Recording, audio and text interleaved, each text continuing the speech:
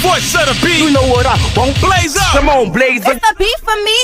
Wow, wow, wow, wow, wow, wow, wow, wow, wow, wow, wow, wow, wow, wow, wow, wow, for your guy, for your B-O-Y. Drop it for your guy, for your B-O-Y. Do it for your guy, for your B-O-Y. Come on, baby, we are. For your boy. For your boy. Also for your boy. Fix it for your boy. Drop it for your,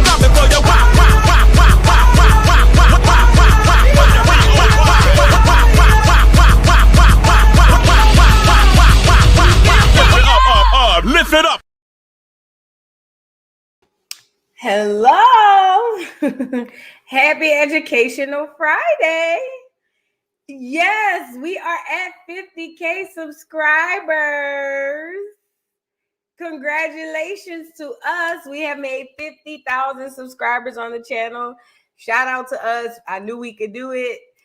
Thank you to each and every person who stopped by for the morning Joce, because if it were not for you, we would not be here. So thank you. Shout out to everybody in the building. Make sure y'all get on up in here and like the video. Let the people know we around here. Joce, I forgot to get him a snack. Oh,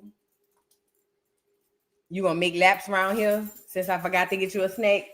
I gotta get him a snack, y'all. But anyway, shout out to us, y'all. We got 50,000 subscribers on the channel. That is so dope. I'm so happy for that. We still got more work to do, and all that causes is for us to like the video. So go ahead and like the video.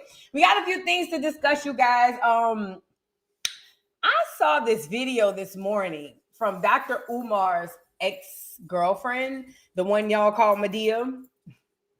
Either way, she did a response to him losing the school and announcing it. And she said she had a few interesting things to say. As far as she feels like he lost the schools on purpose and all that stuff. But then she, at the end of the video, in my opinion, insinuated she might have put a little witchcraft, a little something on Umar crazy behind. And I'm over here saying, girl, what? Yes, ma'am. My girl said, see, you thought you found you a square. Thought you found you a sucker. Thought you was ready to lick it. She said she had the one up and she went with the move. Now, this is what the lady said. She didn't say it was witchcraft, but the way she was talking, I ain't gonna hold you. That's what I got from it. We gonna go. And remember, yesterday she said she do the E5 and Umar do the E5. And I'm not saying that that's what they was doing, because I don't know. I don't know nothing about no E5. You know what I'm saying? However, the lady said he thought he had a sucker, but he had the right one. And she went with the move. So we gonna see what it is. We gonna see what's going on with that. And we gonna discuss it. We also have Thood. Okay, so this Thood case with Kelsie Frost, that's the daughter of Kirk Frost, who's married to Put It On Him, Make Him Wanna Marry Me, Rashida.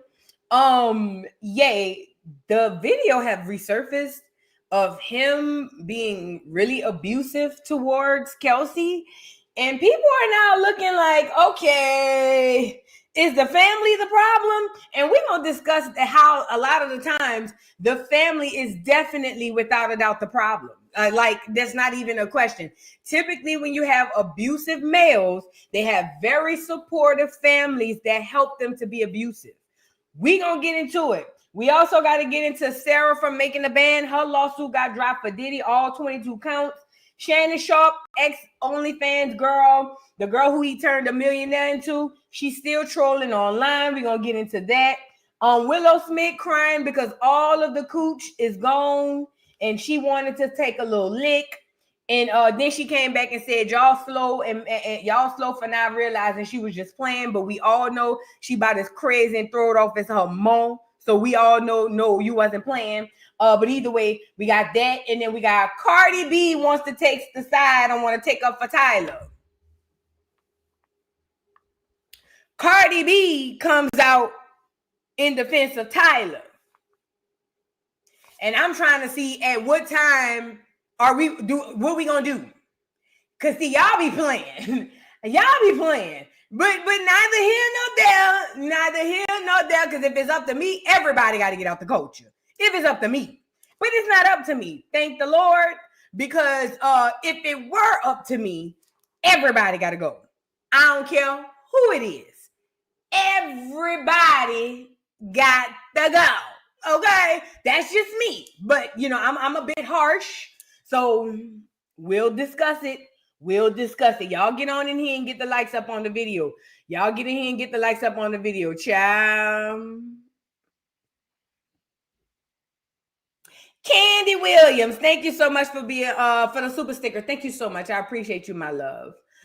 William, okay, William, you must have got paid, huh? You must have got your income taxes. Just got paid Friday night. Thank you, William, beautiful. Thank you so much, my love, for making it rain. Shout out to you, William. I make it rain. I make it rain. I make it rain on them hoes. I make it rain. I make it rain on them hoes.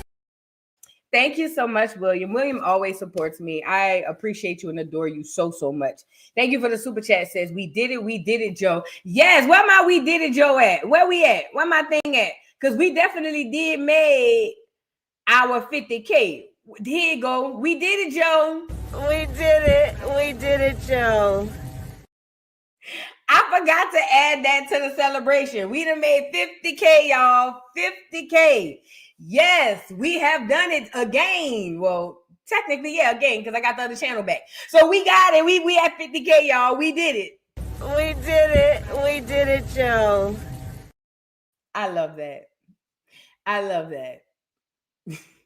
We did it, Joe. They're all vaccinated. We did it, Joe. Let's move on. Thank you, William. Thank you. Divine Empress, thank you for the super chat. Says, congratulations, sis. You deserve it. Thank you so much, Divine Empress. I really appreciate you. Thank you. Thank you, William, for being a member for 3 months. Says, love you down and I love you more. Thank you so much. And Kiki, thank you so much for the super chat. Y'all get in here and get the likes up on the video. Get in here and get the likes up on the video. Now, I got a couple of honorable mentions I want to come to y'all with real quick, before we get into the show. Y'all know how I am. I'll be finding stuff that ain't really it ain't really worth putting it on the docket, but just something I want to, like a little lanyard, a little, oh, and by the way, kind of tea. You know what I'm saying? So, girl, get off. What is this? All right. So I don't know why this computer updated. Don't even get me started. And now it's weird. All right. So let's start with which one do I want to start with?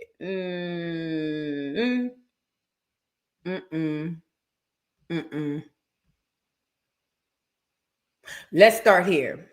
Now, I have been talking to you guys about these electrical cars. Remember, do you guys recall Elon Musk and Trump getting into it online and that big, beautiful deal?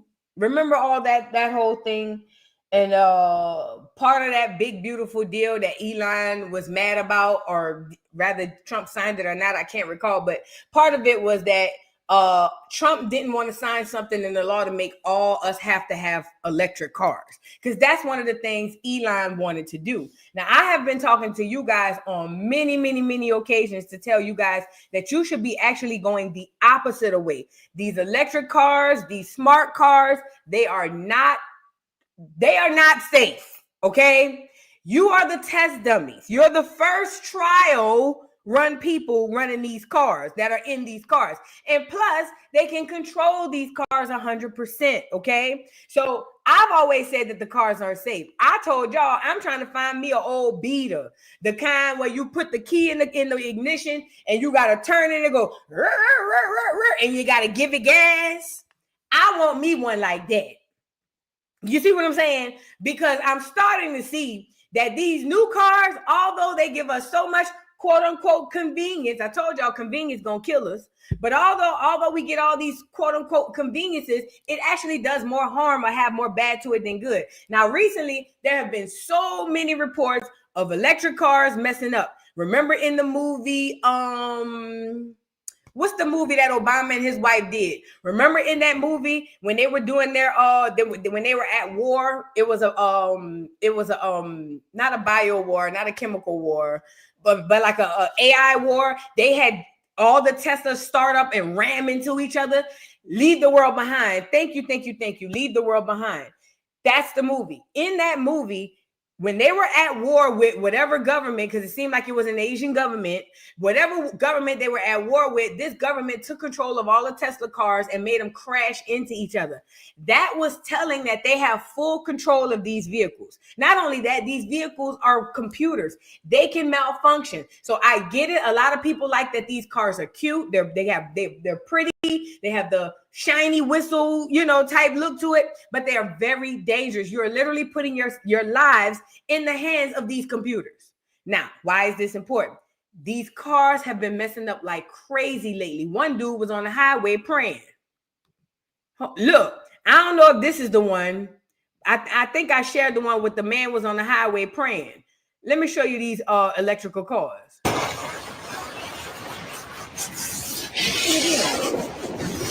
Look.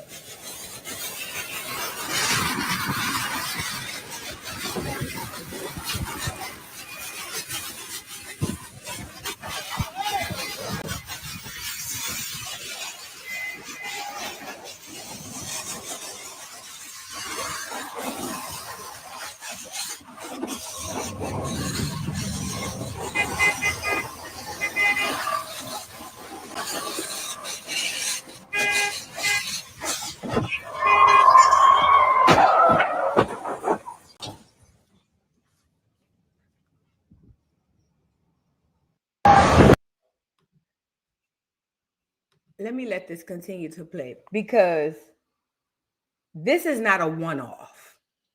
This is not a one-off, okay? And let me tell you why. I personally know somebody, my best friend, who has a brand new BMW.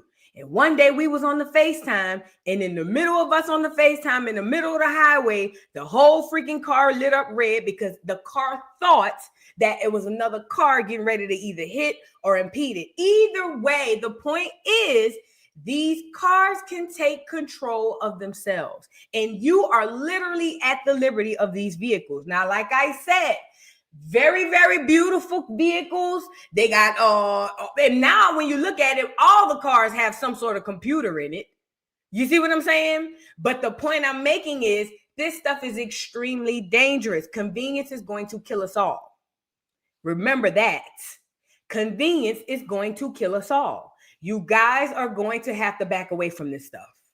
All this electric vehicle, I don't have to, I save money on the gas, and I could just charge it up, and that, all of that. All right, convenience is going to kill us all. Okay? Be careful with these vehicles. I just wanted to bring that up on here for y'all. I seen it. It was on my heart to put it on here to tell y'all, be careful. I'm trying to find me an old beater that sound like it's coughing when it's running. I want one that sound like it got bronchitis when it's running. I want when my car starts and I'm warming. I want the car you gotta warm up in the morning before, when it get cold outside. You gotta warm it up. You gotta go outside in the cold. You gotta run out there with your slippers on. Hurry up, get in, put the key in, start that bitch up, but you can't take your foot off the gas right quick. You got to give it enough gas so the car could catch. You see what I'm saying? And then that bitch be running like this. I want one of them. Mm-hmm. I want one of them. Y'all can have all these silent ass cars. The neighbor pulled up a whole car. I ain't even know it was right there. Y'all can have the quiet cars. I want the loud cars with the mufflers on the bike. Y'all can have the other ones. Give me the one with the muffler on the bike. The muffler, I don't care if I gotta hold it up with a goddamn zip tie. Give me my muffler on the bike. That's the one I want. Y'all can have the quiet cars. That shit's scary. That shit is scary. I'm supposed to hit a call. How the hell a call pull up and I don't even know? That is scary. Y'all, convenience gonna, listen, y'all laughing, but convenience gonna kill us all. That's all I'm saying. That's all I'm saying. That's the call I want. Yeah, I don't care if it put an extra 30 minutes on my morning. Oh, well, I'll set my alarm. I set my alarm an extra 30 minutes so I can get out there and warm that car up. Yes, I do. That's the one leave Earl in the driveway. That's the kind of car I want that leave the Earl stains in the driveway. Mm-hmm. See, y'all don't want no Earl stains in y'all driveway. Y'all too cute. Oh, I just bought my house. Oh, Lord, I don't want no Earl stains. Put the Earl stains in my driveway. I need it outside. Okay? Now, let's move on. Y'all get the likes up on the video. I hope you guys are liking the video. Okay? Like the video. Now, I want to show y'all this other thing really quickly. Now that I've scared you guys. Sorry. Hold on. I want to show you guys. Do you guys recall? Let's just get into culture. Let's get into Black American culture. You know, one thing about Black Americans, and not just Black Americans, and I started seeing this when I started traveling in the Caribbean, right? We shared a very common culture when it came to a lot of things that we did. Now, I don't know where it originated. I don't really care. But what I know is there are fossils that are being dug up, not fossils, but remains that have been dug up, all types of stuff in America that have the same characteristics of the people that walk the earth today. One of those things are gold teeth. Do you guys recall a time when gold teeth was the bee's knees? I'm from New Orleans, right? And in New Orleans, everybody in their mama had golds. Do you hear me? Everybody had golds. Girl, anybody who was anybody. Now, at some point in time, they started making it bad to have gold. So they started saying if you had gold teeth, they wouldn't hire you for jobs or you wouldn't get accepted for schools. This was purposely done to pull us from the culture. And one thing I recall, even when I took a lot of trips or travels to the Caribbean, a lot of the Caribbean people to this day still wear gold teeth, especially in the Bahamas. Everybody out there slugged up. You feel what I'm saying? And we all know how prevalent it is in America, in the States. The whole South is a slug fest. You see what I'm saying? The whole, like, especially that deep South, we been rocking like that, even on the West Coast. You see what I'm saying? So, and what I'm finding is, first of all, we all know water holds memory. That's what we know. So that means the people living closest to the water typically are having the same cultural practices that they were doing ancient times before, because water holds memory. You see what I'm saying? But either way, I had ran across this video of these dudes out New Orleans, I guess in the 90s or whatever, and they were talking about golds or whatever. And the conversation started on where did gold teeth start. And some people were like, it didn't start in New Orleans, it started in Memphis. It didn't start in Memphis, it started in Texas. It didn't start in Texas, it started in Florida. Guess what? It started in all those places. Because this right here is culture. See, they extracted so much of our culture and demonized so much of our culture. You know, one thing that was really heavy and still is heavy in our culture, marijuana. They make us think that weed is the most horrible thing this side of the Mississippi. But the fact of the matter is, we've been smoking. We ain't just jumped off the porch and started smoking. Hold on, let me get the photos. The fact of the matter is, we've been smoking. We ain't never not smoked. That's what we did. That was one of the ancestral things that we did that kept us close to our ancestors and that kept our spirituality alive.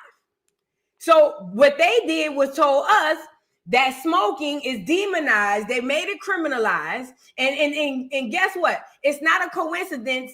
And tobacco, yeah, look, and it's not a coincidence that they demonize weed and say, oh, it's just coincidence that all the black people smoke it. We've been smoking it.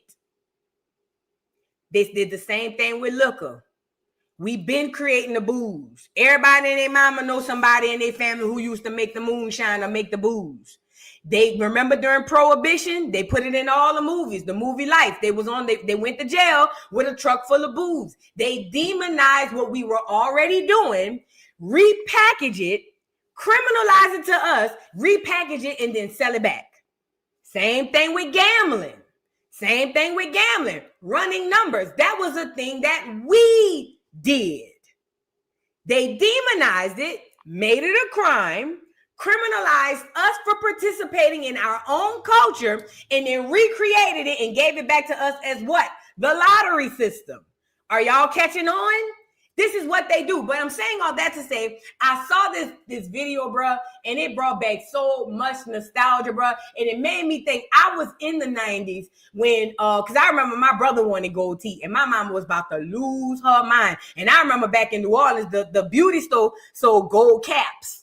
Because before, my brother used to take aluminum foil and wrap them on his teeth. But then the beauty store started selling gold caps. And I remember my brother went and bought the gold caps. And mind you, we were Jehovah's Witness. Boy, my mama found that boy with them gold caps and almost killed him. But the thing is, we didn't realize that they had mentally manipulated us to demonize our own culture. They made something that we've been doing for ancient times a bad thing. And then they made us demonize it to each other. You see what I'm saying? Y'all, check out this video, bro. And listen, this ain't just in the States. Them dudes in the Caribbean be having mouthful of gold, all types of stuff. Now, we call them slugs. We call them all type of stuff in the water. So if you hear that type of stuff, they describing the gold teeth. Check it out. You understand? Come here. Show them that there.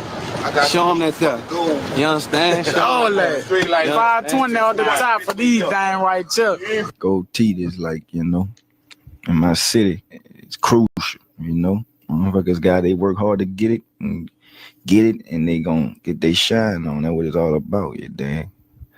It's like religion down here in the NO. Niggas get their shit gold up, shined up. Growing up as little kids, you heard me? Used to put aluminum foil in our mouth.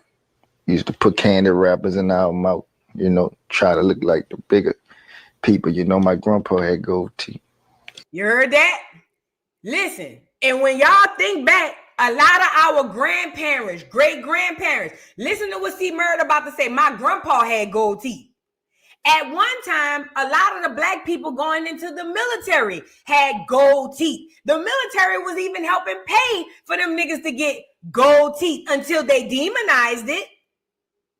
Ask your old folks, ask black people who was in the military, I'll say in the 90s. They'll tell you they used to let them have gold teeth in the military. This is cultural. This is our culture. This is who we are, bro. He had him since he was live up to now. He dead and gone. It's just a heritage. That's some hood shit too, though, Niggas that live in the streets, live by the street code, live the street life. 6 at the bottom, you dig? Then I'm doing it on a down low, you heard me? For real. 6, 2 at the top, 4 at the bottom. You understand what I'm saying? Shit real. You understand? It's like that down here. You understand? Gotta be got 4 at the top and none at the bottom. It's real like that. Well, I'm gonna tell you like this. I got 32 in my side, you understand? And I got 17 in my back pocket. So take it how you want. Now, the last dude ain't talking about gold teeth. He said he got 32 on his side and 17 in the back pocket. He wasn't talking about gold teeth, but the other dudes was definitely talking about gold teeth. And when I tell you this video made me smile, and then it made me think, most of us ain't walking around with gold teeth no more. We was taken out of our culture. Like, they make it to where it's a bad thing. If you got gold teeth, you must be a gangster, or you must be Section 8, or you must be low brow, and stuff like that. But the fact of the matter is, gold teeth has remains of people found with diamonds, slugs, all type of stuff in their mouth, that is found in the Americas, not in Africa. Because see, they want to attribute everything we do to Africa, but we don't find none of this cool stuff that we do in Africa. We just don't. We never have found any of the stuff that we do or did in Africa. But I'm saying all that to say this video just brought back so much nostalgia, and it's a lot of things we got to start thinking about. The things that they have demonized and told us was bad for us was really the stuff connecting and connected us and kept us connected to our roots. Because believe it or not, Ripley's believe it or not, this is going to sound crazy to the people who are unconscious, but gold teeth is a direct connection to the roots. It sounds crazy. It's just gold teeth, boo. Who cares? I know. It's small things like that was taken away from you that have you lost. Identity is the first key to freedom, okay? Let's move on. I hope you guys are liking the video. I hope y'all are liking the video. Shout out to everybody in the building, man. Shout out. And I'm telling you, man, I met this one dude in the military, bro. It was a black dude. I never forget him. They called him Kate. Kate was in the Air Force. Mouth full of goals, all 32. I'm talking about from the bike to the front. And that nigga told me, I said, you in the military with goals? Because you know my era. He said, oh yeah, back in the day, everybody had them. So once they changed the rule, I got grandfathered in. And I was like, wow. But now, and think about it too, in the 2000s, there was a hard era of the grills. Remember we had the grill thing going on? We were kind of tapping back in with the grills. And that was an easy way to remain in compliance with the system. But then you could pop your grill in whenever, you know what I'm saying? But ultimately, something as small as gold teeth really it really does affect your connection to your roots. I'm telling you, it really does. No cap. Bree, thank you so much for the super chat. Oh, I'm sorry. Thank you for being a member for 15 months, Bree. Bree says, hold on, let me move that. Bree says, I don't care, boo. Mar still looks like he stink. Or Umar, he be sweaty all the time. LOL, happy 50K Acorn. Thank you so much. He do look like he be musty. Or girl say he don't stink though. He might not stink. I don't know. Maybe it's dashikis. Because remember, the house is dirty, but she said he don't sleep there. He be at hotels and stuff. So his clothes, I don't know. That story right there within itself is a lot. I might need to reach out to that lady and see if I can get an interview. Sharilla Outlaw, thank you so much for the super chat. Says Black Queens forever, Snow Bunnies never. Kudos, and in that order, okay? Black Queens forever, Snow Bunnies never, okay? Chillax with Max, thank you so much for the super chat. Says the EV ran Tiger Woods down to the ground, and that's a fact. Y'all, I hope you guys are liking the video. Vita's daughter, thank you for the super chat. Says check out World of War with Cube on Prime. Telling. Now, you know what's crazy, Vita's daughter? I have been logging into Prime and I have been seeing that movie and I just see Cube, son, and I just be like, I'm not even clicking on it. But I'm not even lying. The fact that you came on here and told me to go look at that movie, and yet last night when I logged in and saw it again, something told me to click on it again. It's telling me I need to go watch this movie. And I think, I honestly, my intuition, and I don't know if it's spirit or whatever, but my intuition be kind of nudging me. Sometimes I just be like, but then sometimes it be like, girl, go. So this is kind of a nudge. Thank you, Vita's daughter. I definitely will. Thank you so much. Divine Empress, thank you for the super chat. Says, I hate the push to start in my car. I turn it off. And that's crazy. Now, I had an Altima that had the push to start, but you could also put the key in. But nowadays, the cars don't let you put the key in. They only give you the push to start. See how they trapping you? That's why I want that. I want that motherfucker there. I want the one, if I lose the key, I can't go nowhere. That's the one I want. I want the one that if I don't have the key to put in the ignition, I can't go nowhere. Mm-hmm. Lashes Pure Organic Tea, thank you so much for the super chat. Says, hey, Queen Boo, my grandmother still got her gold teeth and she's 85 years old. I love that for her. I love seeing older Black people with gold teeth, though. Especially old Black women when they had their little gray hair and they be all cute and they might have a little one on the side. They be so cute.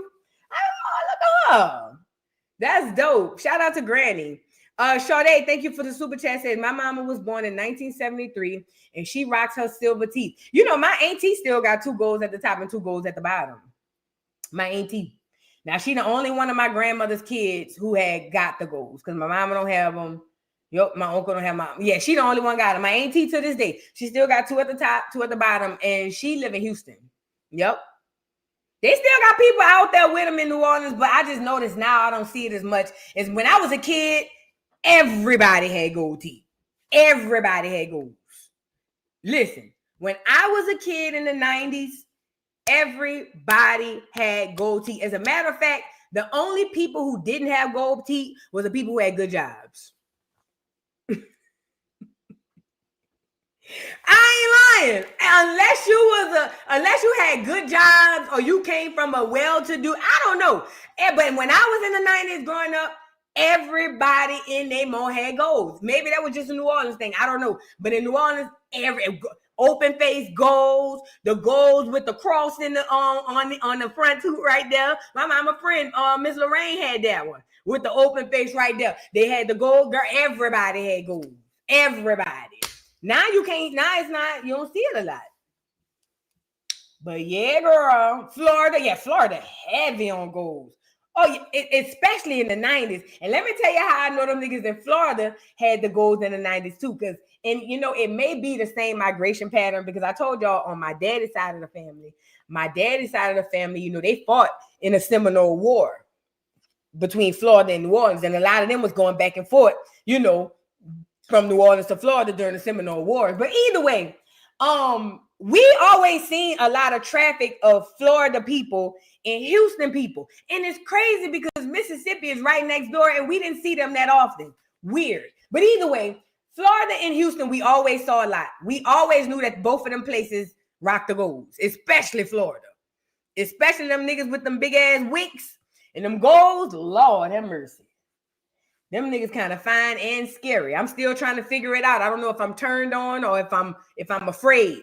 Them niggas out in Florida with them big old dreads. Y'all know the kind that look like turds. Them big old dreads, and they be having but they don't be combing their edges though. Y'all know which ones I'm talking about? They don't be combing their edges, and they be having like 4 of them. And they'll have a mouthful of golds. And they look like they sell drugs and they kill people. But somehow I'm turned on, but I'm too scared to approach. Does that make sense? Yeah, them niggas out there. Y'all know what I'm talking about. Them different type of niggas out there. Them different type of niggas. I'm scared of them. Let's move on. Now let's get into the show, y'all. Shout out to y'all in the building. All right. Damn, 33 minutes. I gotta stop spending the first 30 minutes Joce. I really do. Let's get into the show. Where do we start, child? Where do we start? Oh my God. Let's get Willow out the way with her crazy ass. So first of all, we all know something wrong with Willow Smith. Everybody knows something wrong with Willow Smith. Willow Smith knows something wrong with Willow Smith. Now, if you didn't know this, I don't know where you've been because it was the Red Table Talk that was the awakening for me. And let me tell you, sorry. The Red Table Talk, I remember one episode of the Red Table Talk with Jada Pinkett. She sat down with her mom and her daughter. 3 generations of sluts. Do you hear me? And Jada spoke about how she was 3, 4, 5, 6, 7, 8, 9, 10 trying to go around there and please herself and things of that nature. And the mama was sitting there hollering, oh, really? Oh. And Willow sitting there going, oh, I can't. Oh, wow. And you did. Wow. You know, mom said that. She told me about that. Wow. Oh, my. 3 generations of slut assholes. That's what I saw. A lot of bitches saw that to be enlightening. I'm sitting around the table saying 3 hoes talking about fucking in front of their mama. Make this make sense. I would never do it. You see what I'm saying? I'm just saying. I would never be sitting around in front of my mom talking about trying to do something like that at 3, 4, 5, 6, 7, 8, 9, 10, 11, 12. And then furthermore, we should have cut the tape to ask, why was she doing something like that at 3, 4, 5, 6, 7, 8, 9, 10, 11, and 12. Okay? See, it was a lot going on the Red Table Talk. A lot of people just took it for the entanglement part. I'm a people watcher. I examine people, okay? I examine pathologies. I don't even do it on purpose. Sometimes I do it and I don't even try. Girl, all 3 of them hoes is thrown off, okay? And that's what I caught off the first episode. Now, a lot of people were sitting up there engulfed in, oh, this is so enlightening. Oh, I'm sitting here. These bitches do more humming than a goddamn hummingbird. Bitch, shut. Every time somebody make a point, this will, oh, wow, bitch. It was so annoying. Oh my God, it was the worst. It was the worst. I'm so glad the Red Table Talk is gone. Either way, because I'm going off on a tangent. So either way, Willow done came out here and posted a picture of her crying, snotting and crying, saying somebody done ate all the coochie. Now, the picture goes viral. First and foremost, let's start here. This is the same Willow who sat in front of her mom and her mother's mom and talked about how she don't know what she is. She fluid. She don't know if she's going to be with a man, a woman, a dog, or a cat. She sat up there talking about she don't know what the hell going on. All she knows is she want to write another letter to Tupac to have him come rescue her alien head ass mom. Now, my thing was about it is this is the most unconventional shit for Black American women I have ever seen. The whole setup, the whole concept, all of it. So if this girl can sit on the Red Table Talk and say in front of her mom and her greedy grandma that she likes scissoring and the pogo stick, then I'm pretty positive coming on here crying because all the coochie done got ate shouldn't be far-fetched. Now, she wanted to go viral. She went viral. Then got mad because people want to know if you are okay. No, she's not okay. Girl, when you posted the video, as soon as you went viral, all we heard through the internet streets is, Willow, is you okay? Willow, is you okay? Is you okay, Willow? And I'm going to be honest, Willow. I'm going to tell you what the people are saying around the table at the house, girl. I'm going to tell you what the people saying around the table at the house. Girl, we trying to figure out if somebody touched on you or something. Because we know Will wasn't there. I'm sorry. We trying to figure out if what done happened to you and your brother as a young child, because both of y'all are weird. None of y'all are like us. We don't even know if y'all are real for real. Like, it's just so many questions. So you went viral, then got mad when you went viral, and the people was over there calling you crazy. Now you want to get on here and curse everybody out and call us slow? No, slut. You're the slow one. You want to get on here crying because all the coochie ate. I hope you have a dream that you in a room full of coochies and they all coming at you and you open your mouth to take a bite out of crime and I hope they devour your ass, slow ass slut. Let's get into it. Y'all get the likes up on the video. Willow done pissed me off. Get the likes up. Y'all forgot funny existed.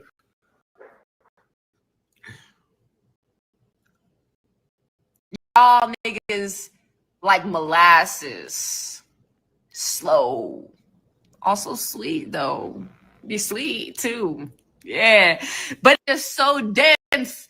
Y'all forgot funny existed. Let me tell y'all something, bitch. Let me tell y'all something. They say the eyes is the window to the soul. Look at Willow. Y'all, you know what? It never ceases to amaze me how people idolize celebrity children. Celebrity children are the most fucked up children this side of the hemisphere. They are the most mentally deranged children that walk the face of this earth. And regular people, I don't get it. I don't get it. I just have at it, y'all. Have at it. But either way, she's making it a joke. You asked for the attention. You got it. I don't understand. She's just like her mom. She asked for the attention. And then when she got the attention, she want to say that we need to calm down or we need to do this. You're going to get good, bad, and negative and positive attention when you post dumb shit like this. Don't get on here and tell us we can't take a joke Because we don't think you're joking. We do not think you're joking, Willow. We don't think you're joking. As a matter of fact, we think something wrong with y'all. We might send somebody to do a wellness check. Okay? But either way, that was Willow after crying online saying all the coochie was ate. For all the lesbians who like Willow, please report to her, get her some coochie so she can get up off this here internet. It's been quiet without her egghead ass mom. We don't need her to reel her ugly head. Where's your brother? I see him over there dressed like a bad bitch. It's so many things Willow could be on here talking about. Girl, let me get off here. Willow probably on shrooms or something. Girl, I don't know what the hell Willow got going on. Girl, acid or something. I don't know. These ain't the regular churn. These is not the regular churn. I'm telling you, these is not the regular churn. These is different breeds of kids. Moving on.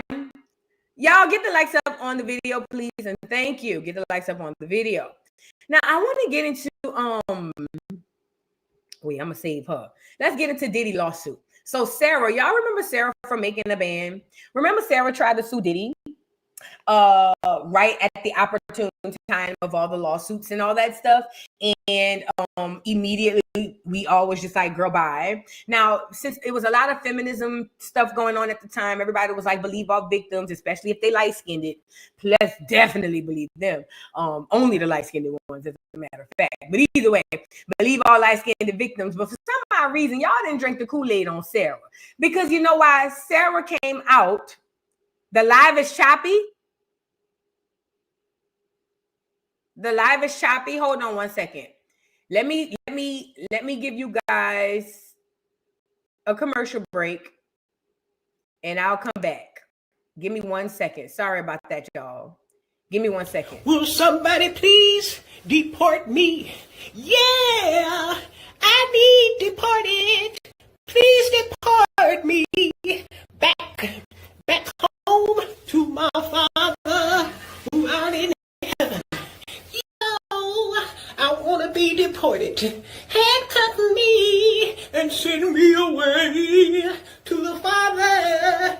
Cause there's so much going on this earth. It gets to me sometimes. Yeah. And in these times of my beautiful qualities to help me keep on pressing, such as I am beautiful on the inside and out. I am unique. I am real and authentic.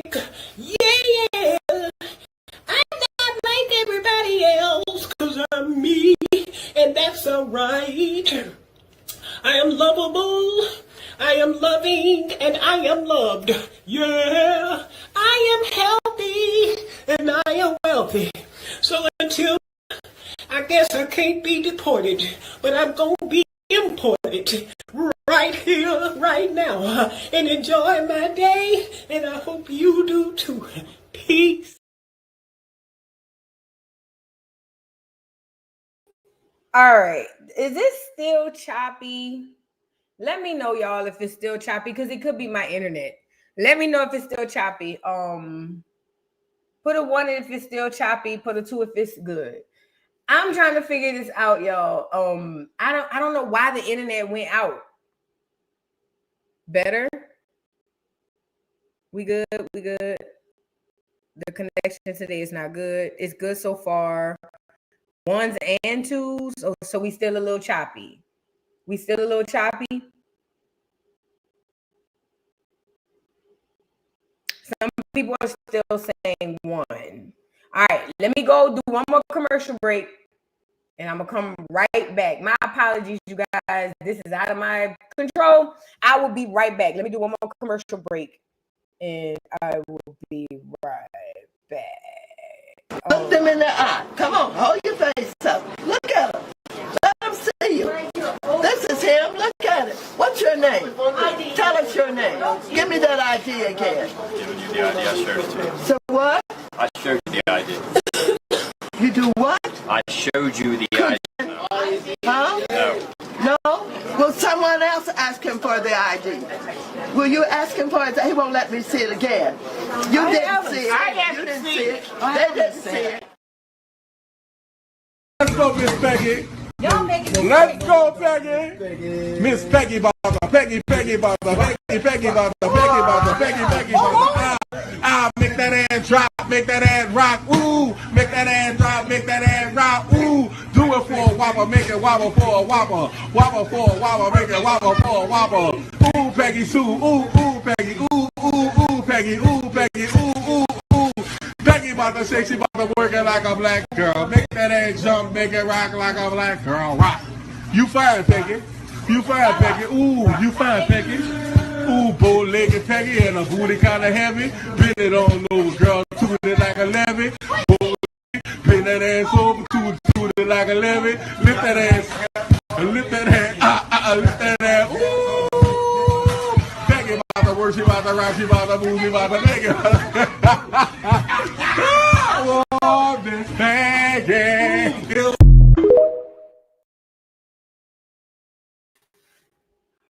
All right. How is it? I hope this is better. I restarted the internet. Well, I didn't restart the internet, but I did take the internet down on the phone and then bring it back. Thank you, Cloud. Thank you, Cloud. It might be YouTube. I'm about to say, y'all, if it's going out, I've done everything bad still. Oh, it is. I can see it. It's not better. It's still the same. I can see it. Oh, God. It got worse? Okay, one more time. One more thing. Shorty got that hair like Rapunzel. Make a nigga fall in love like dominoes. Jupiter booty, can you twerk some? Jupiter booty, can you twerk some? Shorty got that hair like Rapunzel. Make a nigga fall in love like dominoes. Jupiter booty, can you twerk some? Jupiter, goddamn, shorty so fine. Like a treadmill, she be running through my mind. On that booty, she got a nigga geeking. Having fantasies of me and her, can that be squeaking? Shorty got that hair like Rapunzel. Make a nigga fall in love like dominoes. Jupiter booty, can you twerk some? Shorty got that hair like Rapunzel. Make a nigga fall in love like dominoes. Jupiter booty, can you twerk some? Hey, Jupiter booty, can you twerk some? Niggas put that booty while we cooling up and hooting. You know how we do this. The old school trooper. Smartest. We smoother than the smoothest. The hardest, the rulers. They can't get through us. Shorty.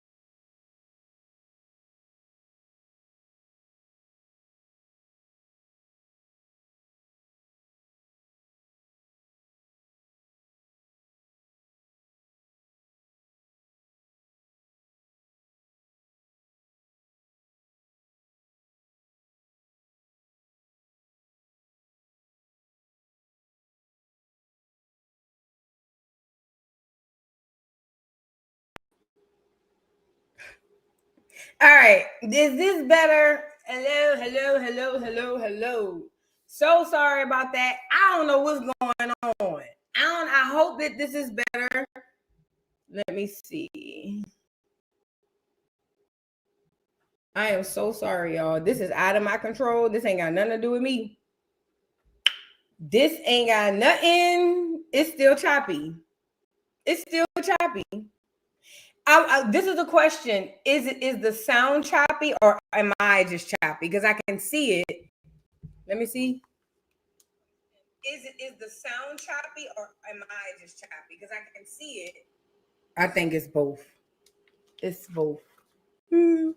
I think this got to be YouTube, y'all. This can't be me because I'm not doing anything.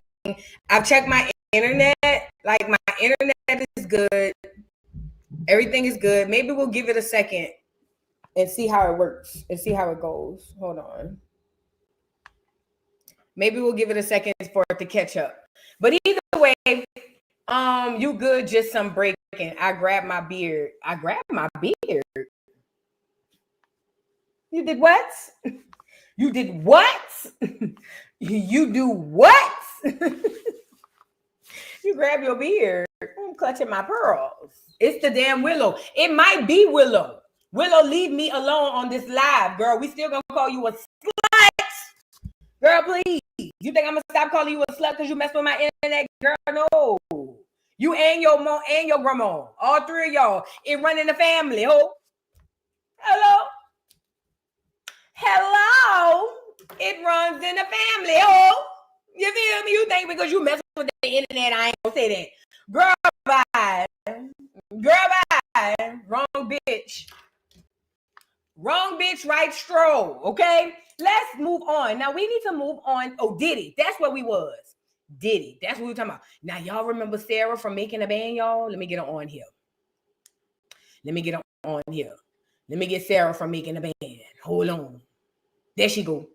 So Sara was on Making the Band. And I don't know if y'all remember this, but look, y'all remember when Chopper was going around doing all of them interviews talking about how Sara was over there busting it open for Diddy?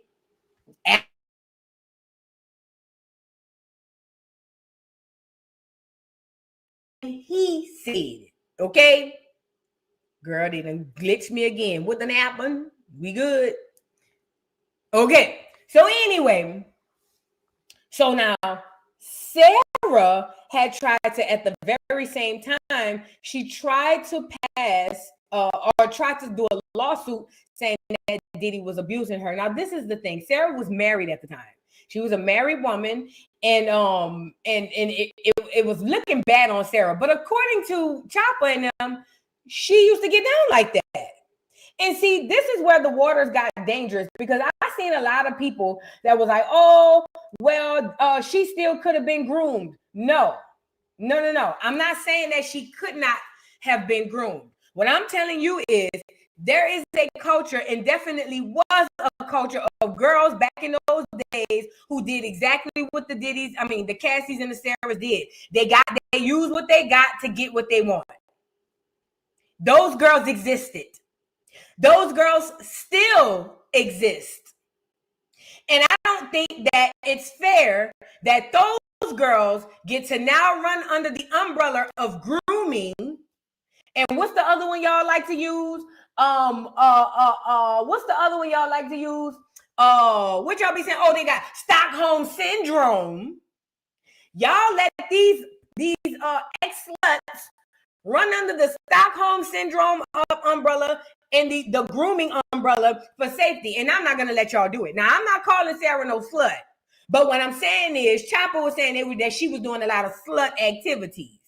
Okay? And I don't too particularly appreciate it. Well, she did this lawsuit against Diddy, and them folks done came back and told her, girl, you're not getting nothing. They done dropped all 22 counts. It says judge dismisses all 22 counts in Sara Rivers' lawsuit against Diddy. It says Diddy just scored a major legal win regarding the $60 million lawsuit filed by his former artist Sara Rivers of the band. Court documents show Judge Rakoff dismissed all 22 counts in the lawsuit. As previously reported,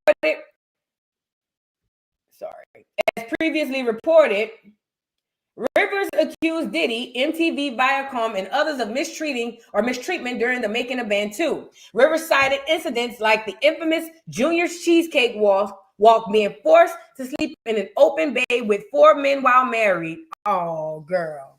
No wonder he dismissed this. And claims of harassment and assault.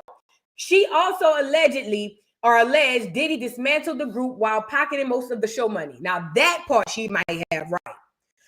21 counts were dismissed with prejudice, meaning they cannot be refiled. One count 15, was dismissed, and Judge Rakoff is deferring his decision on whether that dismissal will be with or without prejudice, pending a Second Circuit judge pending a Second Circuit ruling deciding whether the claim is time barred. Diddy's legal counsel, Erica Wolf, responds to the news stating, from the outset, we have said these claims were meritless, time barred, and legally deficient. The court agreed, finding no legal basis to allow them to proceed. We are pleased with the court's carefully analyzed and swiftly dismissed these baseless claims. So let's start here first. They are careless and they are baseless. And let me tell you why. And this is what you guys allow Cassie to do. I know y'all don't want to hear it, but it is what it is. Y'all allow people to take history and repackage it into a victim story. That's what Sara just tried to do, what a lot of Cassie did. Now, I'm not talking about her getting beat on. That she was definitely a victim of. But a lot of that other stuff, yeah. You feel what I'm saying? They signed up for it, okay? Now, not all of it. I'm saying a lot of it, these girls are signing up for it. Like, for instance, let's look at Sara's lawsuit. Sara won't get on here and say that she want to sue them for mistreatment, like them walking to Junior's to get the cheesecake. Now, we were all there when they walked across that bridge. Literally, nobody made them walk across the bridge. Literally, nobody made the people from making the band walk across the bridge to go and get cheesecake. Nobody. Every single person made a conscious decision to say, I'm going to walk and get this cheesecake. Fred was the only smart one. Fred was the only smart one to say, I ain't trying to do all this. But remember, the group couldn't go on if all of them didn't participate. So they all did some sort of peer pressure type stuff. Remember that with Fred? This is what they do. This is what they did for the opportunity. You can't come back and say, oh, well, he forced me to walk across the bridge for cheesecake. No, you walked because you wanted to be signed. That's why you walked. Let's look at another thing she put in this. It is meritless and baseless. Then she said she was forced to sleep in an open bay with 4 men while married. Girl, when you signed up for this show and they moved y'all into that house, you knew you was married and you knew that it was an open bay.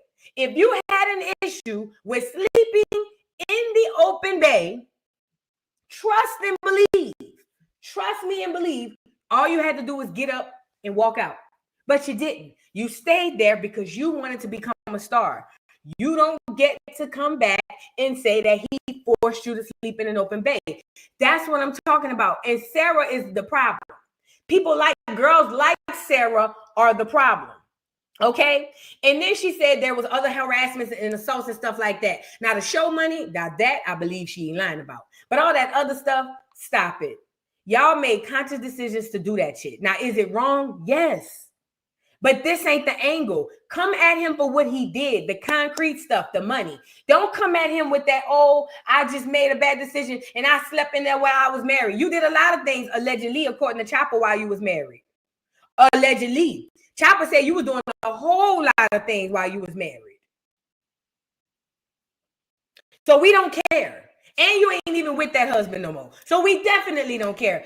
I'm glad the lawsuit was dismissed. And honestly, Diddy need to start going back and countersuing a lot of these people because they just doing anything. Let's move on. Now, I want to get really quickly, it ain't going to take long. Shannon Sharpe getting trolled by his girlfriend, his OnlyFans model. That's what they call him. Shannon Sharpe is getting trolled by as much as she can. And you're not about to tell me this ain't the power structure behind this. The power structure is really trying to take this knife and dig it in Shannon Sharpe back so hard to where he'll never get it out.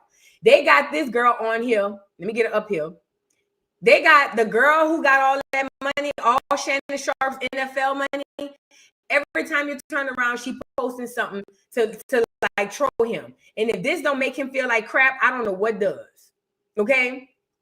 So after she came back and after she won the lawsuit, my girl doubled back and posted something to the effect of, I'm retiring from OnlyFans. Basically, this nigga done took me about OnlyFans, and now me and my kids gonna eat good for the rest of our lives. That's what I got from it. You know what I'm saying? So either way, this girl has been doing little small stuff, putting stuff out on the internet like crazy. Like she just keep putting stuff out, and I believe it's to troll Shannon. I believe it's the power structure doing they nanny boo boo. They victory lap that not only are we gonna take your money, we're gonna also remind you that we took your money as much as we want to. Let's get into with this girl. And then she was the most basic of the clears. Oh my God. At least, and this ain't even a flex, but damn it, at least Kanye got took by a Kardashian. At least Kanye got took by a Kardashian. Them Kardashians was bred to do what they did. It's in their blood. Chris is the final boss of the hood rat. I'm not the hood rat. Chris is the final boss of the gold diggers. Kim was raised by the best. So at least Ye got caught up by Kim. This nigga went got caught up by the lily white girl next door. You can't make this up. And if I had known this, I have clear neighbors that stay next door, and they got a little niece. She got an old man, but if I had known that that's all it took, I'm pretty positive the three of us could have concocted a plan, and we could have got this money. She seems to be much of a free thinker. I'm pretty positive if I leave with the money first and say, look, it's a lot of money in this, I really feel like her whole man would have been on board. If I knew he just like a regular random lily white, because I know a lot of them, I know a bunch of them, and I know they could use the money. I'd rather them get the money than this girl. Okay? But anyway, now look at this girl. Shannon Sharpe's rape accuser shares an update after quitting OnlyFans, reaching a resolution in her $50 million lawsuit. She says she's sharing a bit of her religion after finding a resolution with Shannon Sharpe. So my girl done go ahead on and quoted the Bible here. My girl done put the Bible in there. Go ahead on. My girl done put, I don't know what scripture she wanted us to see. It said, the Lord, I can't see this. The Lord has blessed my rock. God, the rock of my salvation, is exalted. God has granted me vengeance and cuts down peoples under me. He frees me from my enemies. You exalt me above the adversaries. You rescue me from the violent men. Go ahead on, girl. She quoted the scripture of being rescued. Lifted in exaltance amongst her enemies and rescued from violent men. When I tell you this an evil bitch, this an evil bitch. Yes, ma'am. This is an evil. To be honest, I don't even think this her writing this. I don't even think this is her controlling her account. Or if it is, I think she's taking orders. I think this is the power structure, the powers that be, the clear people that run the industry. Because you got to recall, in their minds, this big, burly, cornbread eating big old nigga done stuck that light pole up this lily white girl. Them white boys ain't gonna sit well with that. They not gonna sit well with that.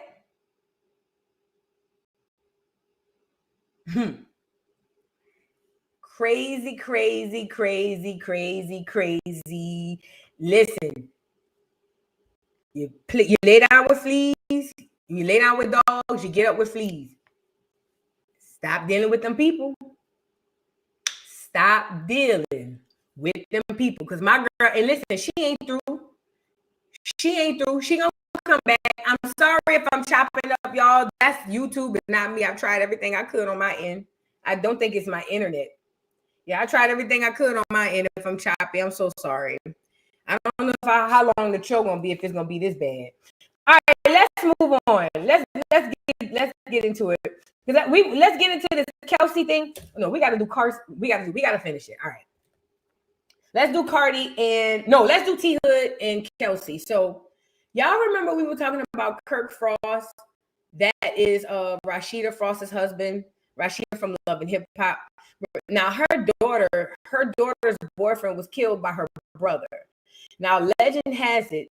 Now this is what's happening. They're trying to say that she called her brother to fight him because he was hitting on her or something like that.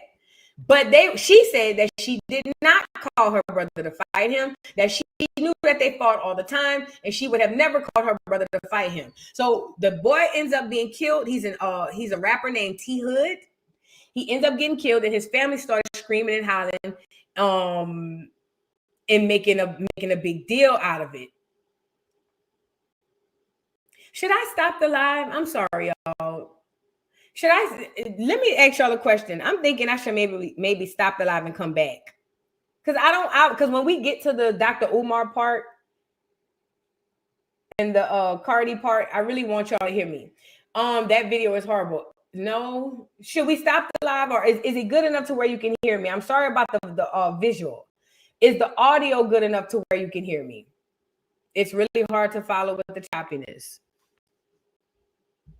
I know it can be a distraction. That's why it's really bad.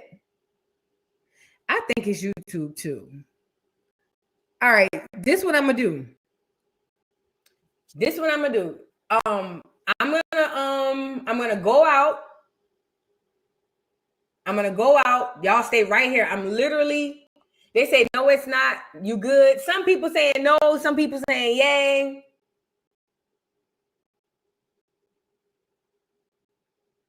All right, this is what I'm gonna do. I'm gonna go out. I'm gonna stop the live. I'm gonna come. I'm literally going to come right back. How do I want to do this?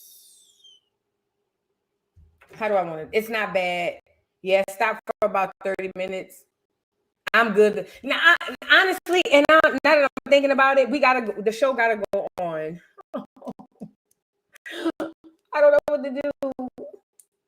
I can hear you just fine. So, waste of time. Oh gosh. Stay. All right, let's just finish the show. Let's just finish the show. We already here an hour in. I'm sorry. At least let me ask you this. Are the videos playing clearly? If the videos are playing clearly, then we just got to move on. Because if I stop the live, then I got to redo another thumbnail. It's a lot. So I'm sorry, y'all. When I get to the next video, I'll try to do a little more tweaking. Okay. So my apologies. Either way, let's get back into it. I just wanted to make sure everybody was accommodated, y'all. Sorry. But we were talking about Kirk Frost and his daughter and her boyfriend, and her brother ends up killing him because he was abusive. Now, the guy's family, the victim's family, is saying that Kirk knows the police and they basically are paying people behind the scenes to make sure that she or the family is not charged. And the police are already looking at this as a self-defense case, right? But the victim's family feel like that their loved one was set up. Now, there was abuse allegations by other people saying that the reason the brother came over there and killed Kelsie's boyfriend was because she was being abused by him. Now, that was the claims. We had not seen this, but then a video resurfaced. And as you can see, well, I ain't gonna say as you can see, because I don't even know how much I can even play it. But either way, video surfaces of this boy being a demon to this girl. And I'm not saying that means that he deserved to die. That's not what I'm saying. But the video surfacing of him beating on her, yeah, that does not help his case. And also, not only it's on YouTube, okay. Not only does it not help his case, but it helps her brother's case. But then also, it makes me wonder, do the family already know that nigga be beating up on women and don't say nothing? Because there are a lot of black families like that. A lot. Let's see how much I can play, if any of this. Let's get into it. It says Atlanta rapper Thood's family is speaking after his girlfriend Kelsie Frost's friends leaked footage of him allegedly abusing her. Let me say this. If there's any footage from that house, it came from Kelsie. I don't care. I don't care. I don't care. There's only two people, or unless there's other people who occupy the home. If anybody leaked the video, it came from either Kelsie or the deceased. Because those are the two people who occupied the home that I know of, okay? So anyway, it goes on to say, as we previously shared, Kelsie Frost's daughter of Love and Hip Hop Atlanta star Kirk Frost was accused of setting her boyfriend up and having him fatally shot after calling her brothers, Kai Frost and Kirk Frost Jr., following an alleged domestic violence dispute. Kai Frost has officially been identified by police as the top suspect. However, according to T Hood's family, he's been released from custody with police investigating the murder as self-defense. Hold on, let me scroll down. It says, days after the investigation updates, Kelsie's friend Sara is speaking up for her and dropping alleged receipts of her alleged abusive boyfriend. The rapper's family and friends subsequently react. All right, so let's get into it. Now, this is Kelsie's friend. I mean, yeah, is this Kelsie's friend, I want to say? I think this is her, but we are going to listen to all of it. I had to hold in for a very long time off the sake of the respect that I have for my friend, to not actually let people know her business. But they done took, his family has embarrassed him for, this is the things he used to do to my friend. This is something that I had to hold in for a very. So this is the video. That was her friend. And this is the video. This is the guy, the deceased.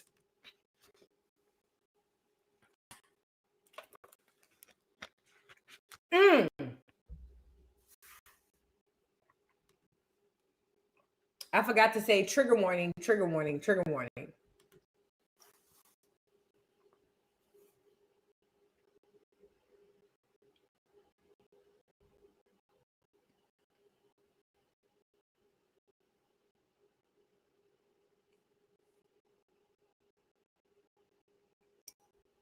Y'all get the point.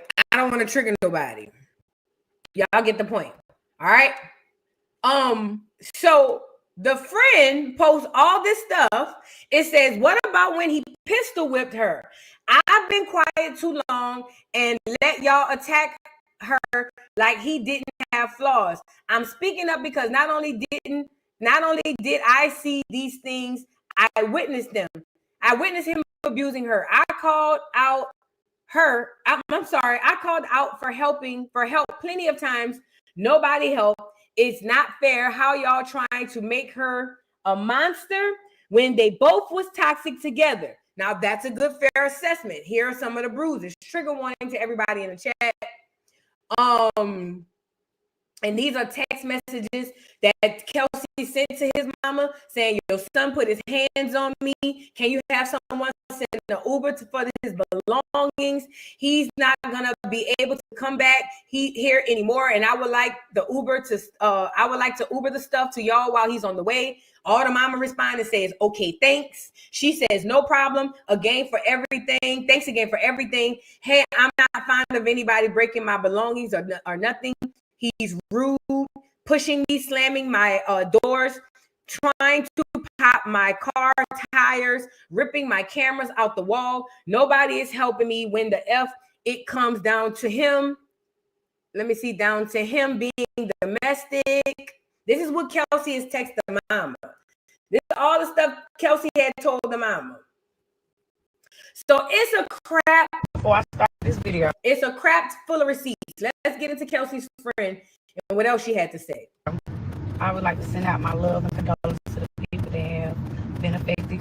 I don't condone violence of any kind. I'm not here to bash anybody. I'm not here to mess anybody's image up. I'm just here to speak my truth, what I've experienced, and basically just a lot of narratives, a lot of rumors. I guess everybody's a detective, so you know. And if y'all don't know what I'm talking about the K Frost and T Hood situation. So the baby mom reached out to me since Kay is my best friend, and I just want to show y'all her messages, point blank period. And I'm just gonna show y'all what the sister said and what the baby mom said. Hold on. So y'all remember the sister actually coming out saying that Kay supposedly set him up. Well, I got a message with the baby mom basically saying that she know that he don't get involved because he knows that his daughter's not gonna leave him. And here you go right here. Before I start this video, I would like to send out my love and condolences to the people that have. His baby mom also told me that, yeah, she knew and she was aware that Hood was on something new. He was on something new. And the person that he would do it with is Sydney/Vanessa, and she has gotten on her for doing that with him because he don't act himself when he's on that particular drug. And I have the message that I'm going to show y'all that too. Here you go. Her base saying that he was on something new and that she noticed changes with him and that she think that he did it, that how he started it. So come on now, like she told me all this. His baby mom also told me that, yeah, she knew and she was aware that Hood was on something new. So y'all know Hood got shot Glenwood weekend. From the same girl that he does this new drug with, and they allow her to even be at the candlelight and funeral. But I'm gonna show y'all and let y'all hear of what happened in April, Glenwood weekend, late April. She's gonna tell you. I'm gonna show you. Hold on. Okay, I'm gonna speak this one time only on behalf of my friend because y'all is really getting this story mixed up. Two different. So wait, because I want to make sure I'm following. So Kelsie's friend is coming out here saying, Kelsie's friend coming out saying, listen, T Hood was no innocent person. As a matter of fact, he was abusive. His people know. I told Kirk them, they knew. They said they didn't want nothing to do with it because Kelsie not going to leave. And then they talking about now he was doing drugs. And somebody done got shot? What? This situation, the first time he got shot, he was out there beating on that bitch Vanessa. Right? Dogging her. Them niggas that was out there on Glenwood, they on Glenwood said, nigga, you're not finna beat on this bitch out here. Do that somewhere else. That nigga tripped out. I'll die about this bitch. I don't give a fuck. Out there crashing out. So y'all know Hood got shot. Glenwood. Where was the homies when this nigga was crashing out? I'm confused because the bitches was taking all the grunt for it. That nigga beat every bitch he came in contact with. We thinking the whole time Vanessa the main bitch, this nigga crashing out. She ain't even the main bitch. This nigga getting shit shot up. So that's how my friend got shot. Trying to help. So she out there trying to help. Next thing you know, nigga, whatever the fuck them niggas, they finally shot him. He didn't get shot off rip. They spared that nigga. Like, what is wrong with you? What you got going on out here, bro? We not finna do that. You tripping by the bitch. Go ahead. You got help. So what do you mean? Like, I'm trying to figure out where the sympathy part came in. Like, what the fuck was out here being told? Because everybody, oh, get better. That nigga wouldn't have got shot had he not. What? Like, this is shit that motherfuckers be talking about. That social media is. Where was the homies when this nigga was crashing out? I'm confused. It's not real life. That shit is not real life at the fuck all. So now I'm hospital next day because my friend I check her location. She at Grady. She calling me from motherfucking Grady. Guess where the fuck this? Guess where he was? At Grady. Come on. So all in all, I feel like this shit happened late April. It's now August.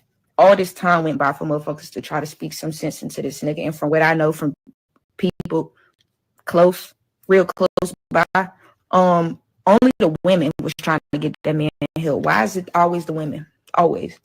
Homie still popping pills, going out, drinking lean. That nigga drowning and crying for help. Y'all still going out, kicking it, doing y'all thing. Till some shit happened. I was like, oh my God, like I would have never known you was a bald-faced motherfucking bitch-ass, po-ass lie. Yes, it's not real life. That shit is not real life. You did know what was going to happen. Yes, you did. Yes, you did. So all that fake shit that y'all doing right now, I'm not living for it. Not living for it. Because I'm still dealing with my friend who can't walk right now. I don't know what y'all dealing with, but I know what I'm dealing with. I don't want to hear it. You did know what was going to happen. Yes, you did. Yes, you did. So y'all just seen the video of the girl explaining what happened with the Vanessa/City girl. Okay, he was shot. He was shot a couple times. It was in the hospital for 2 weeks, y'all. Nobody really came to check up on him, but my homegirl, and you know what I'm saying? None of these niggas for real. Only just a few, probably a handful. And I just don't understand why everybody not going world to be around. Like, y'all weird. It just seems like y'all clout chasing because who my homegirl is. Because what was this energy when he got shot in April? I'm just trying to understand. And so what this girl is saying is, and I'm only stopping here because I don't want to lose this thought. What she's saying is, wait, so y'all want to wig out and crash out now, but he just got shot in April by some niggas. But y'all would rather get up here and try to throw it all down Kelsie throat. Now, in the family's defense, yeah, but he didn't die that time. This time he died. However, this is very toxic and horrible. And we're going to get into why this is what typically is behind these abusive men. We're going to get into it because this is bad. I'm going to show y'all a picture of the girl that was at the candlelight that got him shot. The girl with the cigarette is the girl Vanessa/City that got him shot. So it's very weird that she's able to be there, okay? Mind y'all, she was a side. Wait a minute. Girl, wait. This story got a roller coaster on it. Wait, girl, I ain't get this far in. So the bitch, Vanessa, who got him shot, well, technically he got himself shot. But the girl, Vanessa, who technically got him shot, she was at the candlelight vigil. Bitch, please. But technically, it's not her fault. He was beating on her. And the niggas had to shoot him for beating on her. She at the candlelight. Girl, you can't make... This is some hood shit right here. They got her ass whooped by him. Did you see that girl leave him alone? No, you clearly see her at the candlelight. So make it make sense. Why y'all trying to say why she didn't leave? Why that girl... So y'all just seen the video of the girl explaining what happened with the... Wait. So the family asking why Kelsie didn't just leave. But the girl who got him shot was at the candlelight vigil. You can't make this up. Wait, this is crazy. This is crazy. I want to unalive some shit for real. You planned this. Who said that? Oh, they said this is Kelsie saying that. Oh, now the family came out and said, show the dates and times on these videos. Show outside the dirt driveway where he got shot 7 times total. Y'all feed into the videos if you want to. It's a distraction from the fact someone died at their home. Someone got murdered over what? Overkill 5 times in the back. Show the date, August 8th, 7 p.m. Don't show me him in a coat when we in 98-degree weather.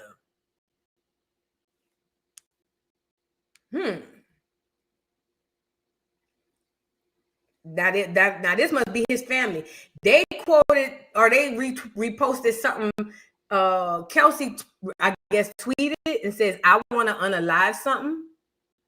And then they say, if there's cameras all over the house, this is his family. This is the victim's family. If there's cameras all over the house, show the camera footage of the day of the shooting where he was leaving because she wouldn't let his daughter come over. Post the date and time this video took place. You stay with him after this. I bet you can't pass a drug test right now. So the family going to, you stay with him, post a video. It might be an old video.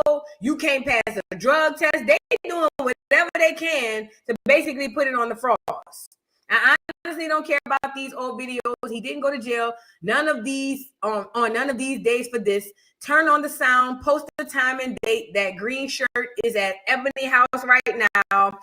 That was not the day of the shooting. We as his family don't condone DV. That's why we told y'all to call anytime you call. You did all this just to have him killed and go on your page and say you love him and how you would lay with him some nights.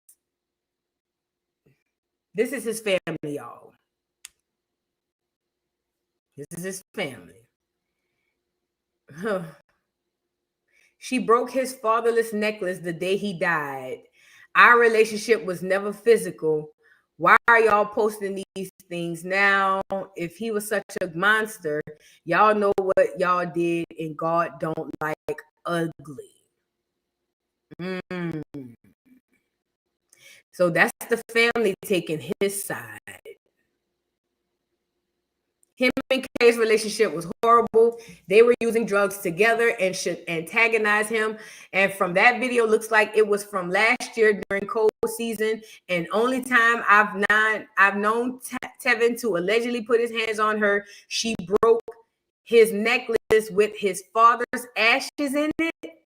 That gave him no right, if he was harming her so often and lived with her brothers, why didn't nobody ever call the police? She didn't even call the police when he died. She called his sisters too. Since it's cameras everywhere, release the videos of that day, August 8, 2024, 2 through 8 or 2 to 8.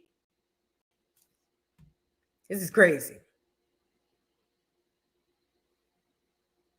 This is crazy.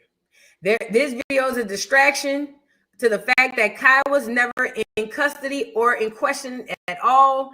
DV is not cool. We are not condoning that.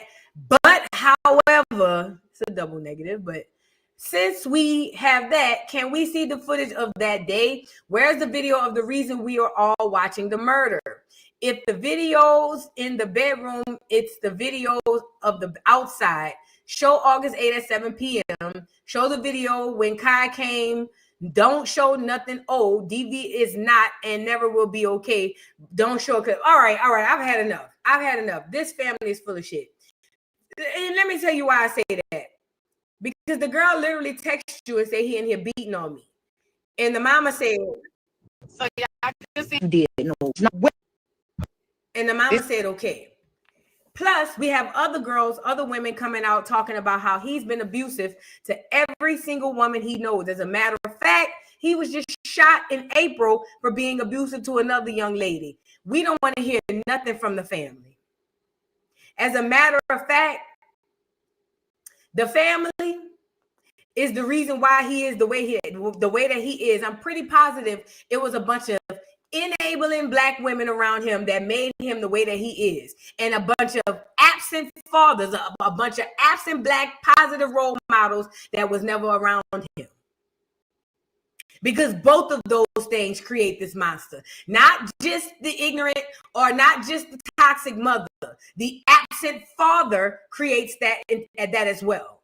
So we're not just gonna put it on one. But I'm pretty positive it was a bunch of enabling women, the mama, the sister, the grandmother, spurred him from a little bitty baby. He done grew up feeling like he could do whatever he wants, however he wants. And he done went to putting his hands on women, and a lot of women done took it. All the women in his family know he do it. Don't nobody say nothing about it. Y'all know the families. Y'all know how it go. You go to the family and tell them the nigga done hit me, and then they look at you and say, well, what did you do? See, it's the same family like he has. The ones who say, we don't condone domestic violence, however, but them type of people who don't see no wrong in nothing this nigga do. That's why he done went to meet his maker. That's why he taking a dirt nap. See, this is the thing, and I called it from the gate. I felt it. You're not about to tell me. I believe, let me rephrase that. I believe Kirk said, put that nigga down next time. Or one of the brothers said, next time that nigga put his hands on my sister, I'm putting that nigga down. He going to lay down for the long haul. And at the end of the day, how am I to be mad about that? How am I to be mad about that? That's a genuine question. How is anybody to be upset about that? If that's the truth, because I don't know if that's true, but that was the feeling I got when I heard about it. That's the feeling I got when I heard about it. Now, I did get the Illuminati feeling, and I still do, because the 33, yay. Then somebody just put it in the super chat. August 8, 2024, that's 888. It's too many numbers aligning. So yeah, I still believe that, but he will be the opportune sacrifice. He ain't shit. That's an easy kill. Think about it. You can get rid of him, and once we put it out that he wasn't worth the dime, nobody will care, and it's working flawlessly. You get it? But the family is the problem. Now, one thing she said was they had a bunch of homeboys around him and none of them helped. Let me tell you something. The fakest people around niggas is their homeboys. The fakest people around men are other men. Let me tell you why. You know how people get a cat if they feel like back in the day, my grandma lived downtown in New Orleans, and we had what they call Nutri-Rats. We had rats. But my grandma lived downtown, and downtown was infected with rats. So what my grandma would do was she would get a cat, and she would keep a cat around her, because whenever she can't see the rats, at least the cat will catch the rats and eat it. Hence Tom and Jerry, the TV show. All you niggas hanging around nothing but niggas talking about bros before hoes, my homeboy, them the first niggas gonna snake you. As a matter of fact, get me up here. Can I say this part? They be winking at us when y'all don't be looking and y'all be introducing us. Your partner, your uncle, your daddy, your brother. I'm to all the black men on the chat, I'm gonna just keep it a buck. Y'all want to know the truth? I'm gonna tell you the truth.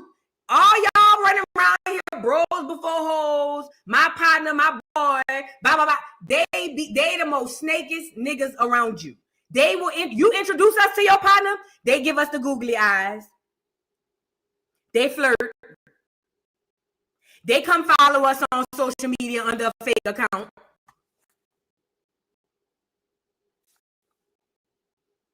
You better not catch a cold. Nigga, you better not sneeze. You all right? You need something? Yeah, I talked to him. You all right? Yeah, I was just checking on y'all. And just like my grandma had to get a cat to sniff out the niggas, you niggas better get you a real woman around you to sniff out them fake ass niggas, because we always know. Now, I'm gonna keep it a buck. We ain't gonna never hardly tell y'all, because y'all get to this bros before hoes type of shit, and y'all get on that type of shit where, oh, well, I don't know, and we don't want that smoke. So most of us, we just keep quiet.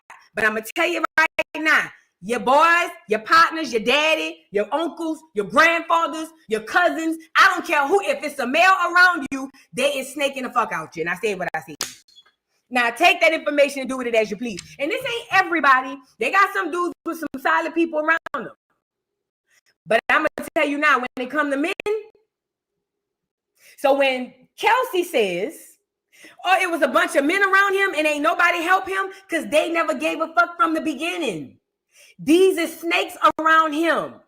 Most of these niggas hanging around T-Hood because he T-Hood. Most of the niggas hanging around T-Hood to get proximity to the bitches or whatever it is he got. Them niggas is snakes in freaking grasses. As a matter of fact, them that pay them niggas $50, they might shoot the nigga tonight. Them the most snaky. So that's why when he go to jail or when he go to the hospital, ain't nothing but women showing up. Because men are the worst enemy to other men. I'm telling you. I'm telling you. Listen, as black men, if you want to sift out the fake in your crew, get you a solid black woman, not just any woman. Get you a solid black woman that's in tune, that can peep energy. Because I'm telling you now, most of the time, them niggas be your worst enemy. Dapping it up with you, on vacation with you, smiling in your face, waiting for you to cough so they can go get your bitch. I'm telling you now. Take the information and do with it as you please. So her saying that his friends wouldn't help, that makes all the sense in the world. But this is very nasty and very messy. Like I said, to this girl here, Kelsie, she needs to go find some therapy to figure out what's going on with her, whatever traumatic stuff she had, because according to what these people saying, they were both on drugs. They were, you know what I'm saying? All type of stuff. So with that being said, it seems to me, if what we are hearing is true, I don't have anything to say about it. And to Tyla's family, y'all need to crawl back into whatever hole you crawl out of, and please do not recreate or procreate another black male. You bitches have bad seeds. You get it? You bitches' seeds are cursed. Do not procreate or recreate another black male from your bloodline. You bitches are making Dennis the Menaces to society, the Negro virgin. Shut the fuck up. Ain't no justice for that brother, and it is what it is. Let's move on. Please get the likes up on the video. And I was wondering why they jumped out the window so fast. Oh, this, oh, that. Oh, this, oh, that. Oh, yeah. Y'all wanted us to aid and abet y'all with the bullshit with that boy. We not going to do it. We not going to do it. And it wouldn't surprise me if Kirk said, next time that nigga put his hands on her, put him down. Back in the old days, that would have been called street justice. You get it? I ain't gonna never cry or mourn over a nigga who like to prowl and beat down on women. Ain't gonna never see me do it. I don't give a damn who he is. You're never gonna see me sit up here and be all pouty and sad behind a nigga who abused women. I don't give a damn who he is. So, motherfucker, let his mother love him. Let's move on. Let's move into Cardi B and Tyla. You guys, I hope y'all have liked the video. I hope you guys have liked the video. Thank you for the super sticker, Candy. I hope you guys have liked the video. Y'all check out this. Hold on. I'm just trying to make sure I didn't miss anything on here. Hold on 1 second. Did I read these super chat? No, I don't think I read this one. Did I read this one? The Don, thank you for the super chat. My granny 88 and my mom 64 Haitian have gold teeth to this day. My mom's dentist keep telling her to remove them, but her teeth are healthy. Let me tell you something too. A lot of these new doctors, and I'm glad you brought this up. Thank you, the Don. A lot of these new doctors they got this new doctrine that they're going off of, and a lot of the stuff that worked for us back then, they're gonna deem it as, oh, well, we don't know, or oh, we should probably get you away from this or take you out of this. Don't entertain that. If your beautiful grandmother is 88 and your beautiful mother is 64 and they got gold teeth, I'm pretty positive the gold on their teeth is actual real gold, and it's probably been preserving their teeth. So please, tell your beautiful mother and grandmother, don't let them dentist people go in there messing with their stuff, messing with her mouth, because that's all they in there doing, messing with people's mouth. Experiment. No. They probably want the gold. Quiet as it's kept. The Don, quiet as it's kept.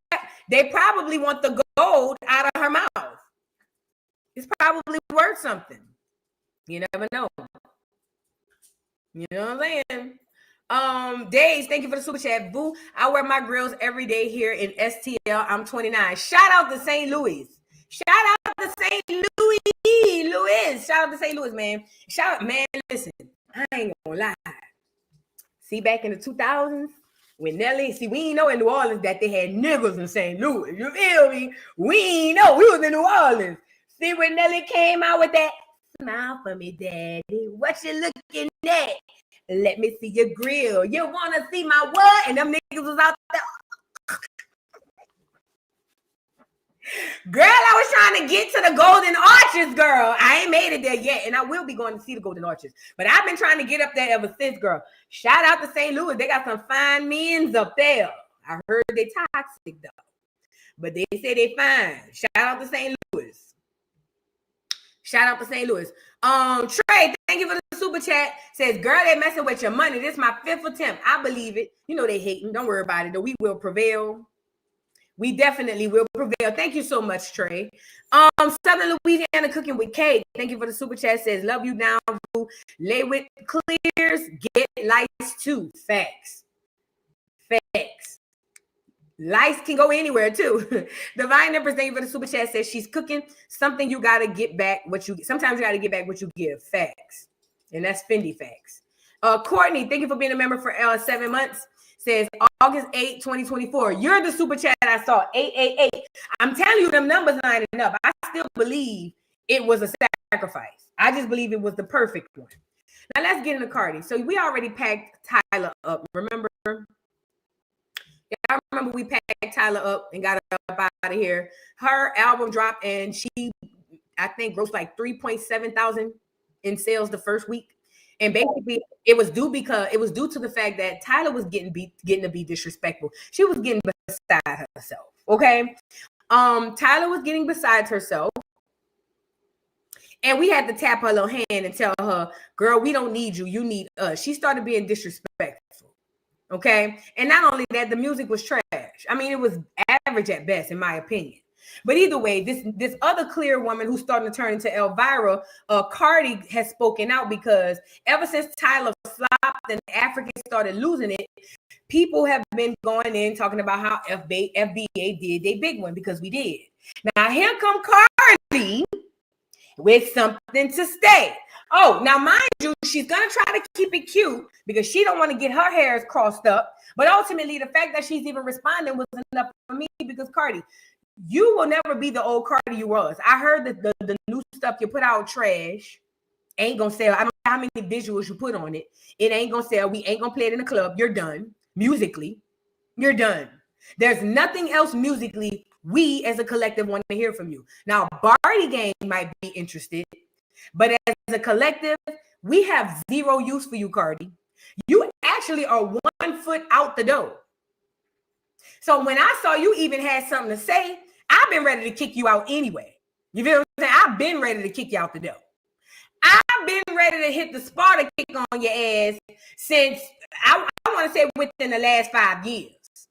Ever since the WAP situation when you did WAP and came out and said that we can listen to it for our kids, but you don't want to play it for yours, I've been ready to kick your ass up out of here.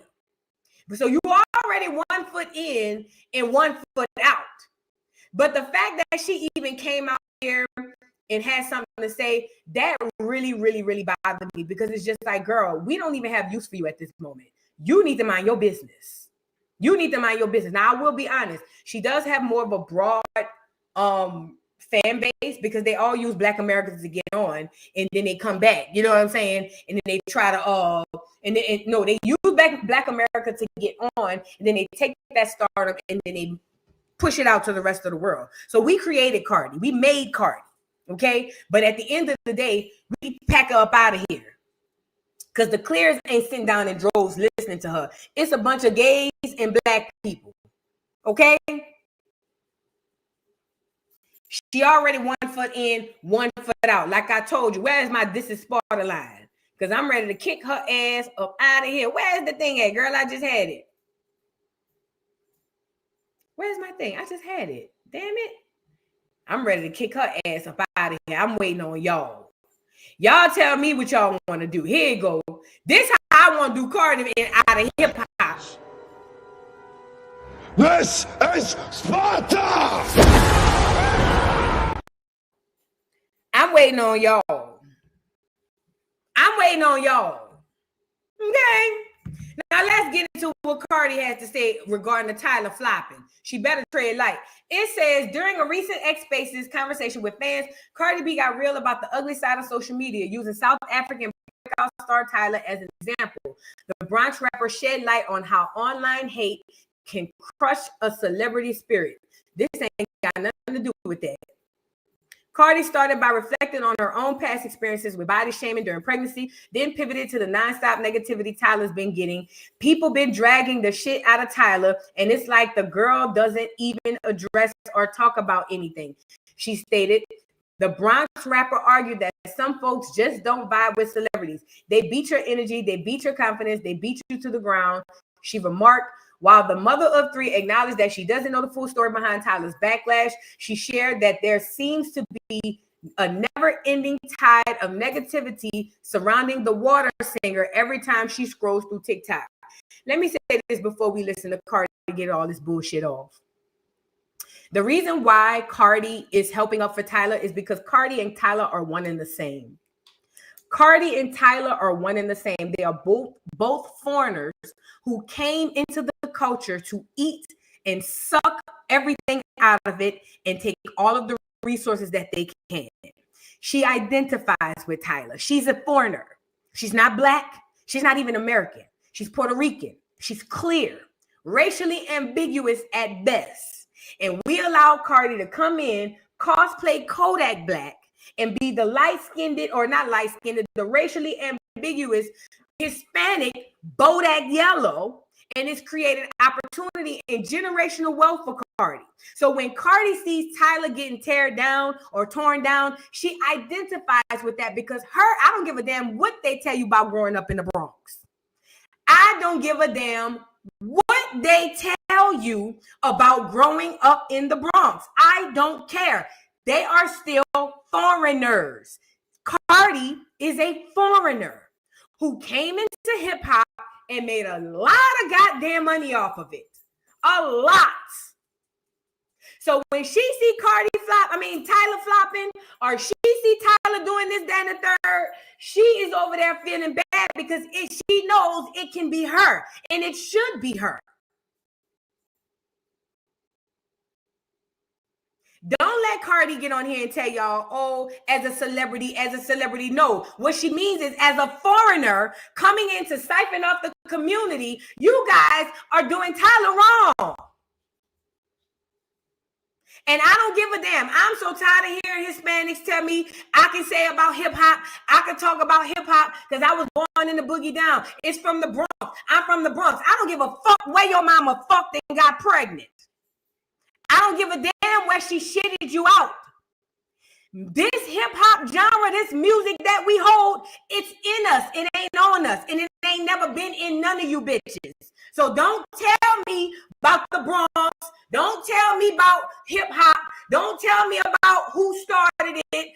I don't want to hear none of that ugly ass shit. Hip hop is in you. It ain't on you. It don't come from where you was born.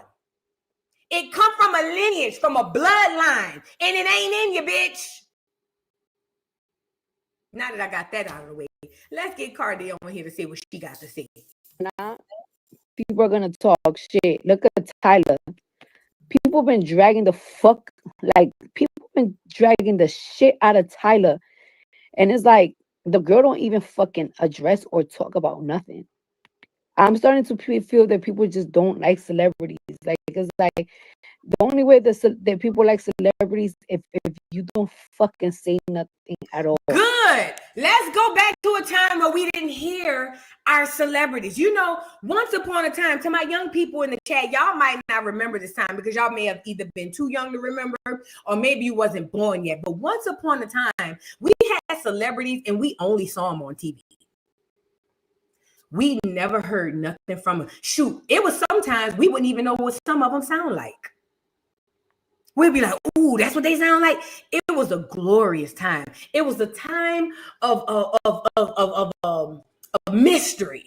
You know what I mean? It was the best time. We didn't know we were living in the greatest of times, but it was the greatest of times. Because now that celebrities like you, Cardi, have platforms every other plucking day, you online screaming and spitting out empanadas through the speakerphones to tell us about something you pissed off about. We tired of hearing about you, Gloria Estefan. We tired of you, bitch. We are tired of you, Cardi. We are the only people holding you up right now is Barty Gang. They are the only people. And as soon as we get just a crack in Barty Gang, you is up out of here, bitch. I'm telling you now. Tread light. You already skating on nice. Please. So while you sitting up here trying to mask this shit, talking about people don't like celebrities, that ain't what you really mean. I can see through it. But that's not the point. The point I'm making is you trying to be slick and get your ones off, but we catching on to that shit. You can call yourself speaking up for Tyla if you want, and your ass gonna be sitting over in South Africa with Tyla. You get it? Tread light, Barty. You can fuck around and find out if you want. Ask Fat Joe. You gonna be over there in South Africa with Tyla. Keep playing. I've been ready to heel kick her out. Man, I'm waiting on y'all. Y'all tripping. I've been ready to pack her up. Been ready to pack her up. I'm waiting on y'all.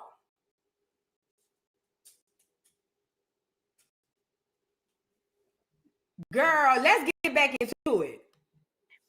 And they beat your energy, they beat your confidence, they beat you to the fucking ground. Somebody said, Cardi, hold that opinion on the Tyla situation real quick. To be honest with you, I don't even know the hate about it because I never really got into the details of what is the real hardcore thing. Cardi lives on the freaking internet. You mean to tell me Cardi wants us to believe that she don't know why Tyla flopped? See, I don't like when people play in my face. I think that's the most disrespectful thing if you could lie straight to my face. I don't like that. So Cardi literally lives on the internet. And Cardi wants us to believe that she has no idea why Tyla is having issues. You see what I'm saying when I say people really be playing in your face? Do you see what I'm saying when I say people be playing in your face? But these y'all faves though. These y'all faves. So now you gonna get on here and act like you don't know why. Well, honestly, to be completely honest, I really don't know why they want to, why Tyla is facing. Well, shut the fuck up then. Mind your business. Don't you, where your churn at? You got so much shit you could be doing. Mind your business before you catch a stray. Yeah, Cardi, mind your business before you catch a stray. Because you about to catch a stray. And it ain't gonna be a stray from me because I've been ready to pack you up. But I'm just saying, you playing in their face. You playing in the people's face who don't know. I see right through it. You know exactly why Tyla got packed up. And if you keep talking, we're going to pack you up out of here too. And that's on everything. I'm tired of this. And this is another thing, Black America. I need FBA, Black America. I need all y'all in here to hear this. Stop letting these people play in your face. It's a lot of people that's been knowing a lot of things that's been walking around here playing ignorant. They playing you. They playing in your. It's not just Cardi with this situation. It's a lot of everything that you know, everything that you think you know. Everybody's in on the game except you.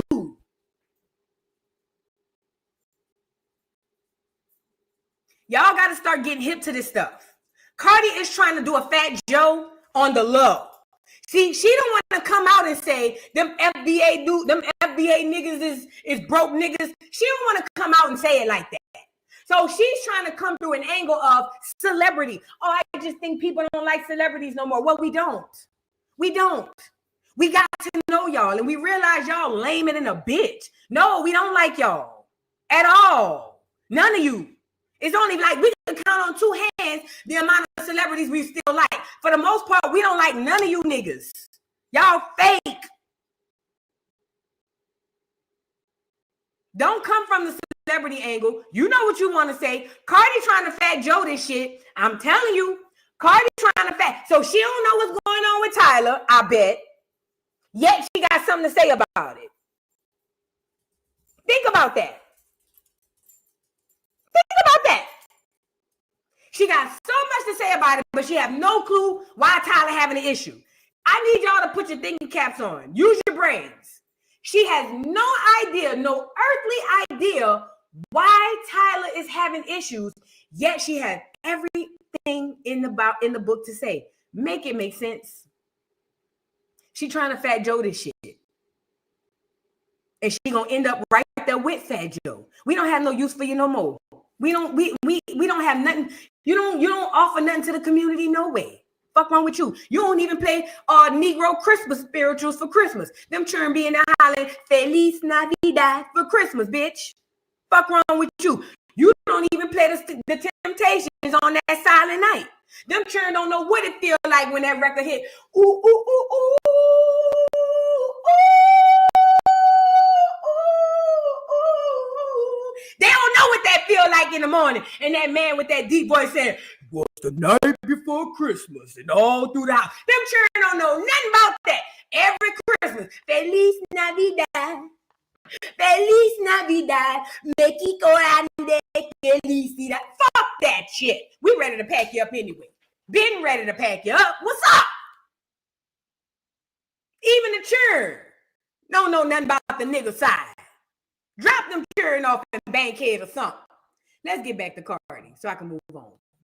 However, all I do know is every single time I scroll down on my TikTok, there's a video of her and people are talking shit, and it's like, God damn, what do you guys want her? What do you want her to fucking do? Cut her fucking veins? Like, enough. Enough.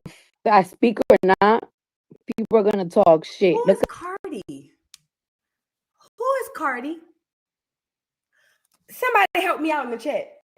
Who the fuck is Cardi for her to get on here and say enough? Enough. Who is you, bitch? We still trying to figure out where the old Cardi at. Because this new Cardi, the clear Cardi, no, the clearer Cardi, because you was clear when we met you.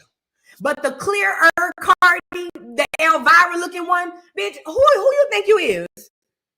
Fuck is you to tell us enough, guys, enough, bitch? You don't even run your house. How you want that, girl? Cardi, don't salt me, girl. Please. Please, Cardi. We be cool. Cardi, me and you normally be cool. Do not stalk me, Cardi. Please don't do it. Please.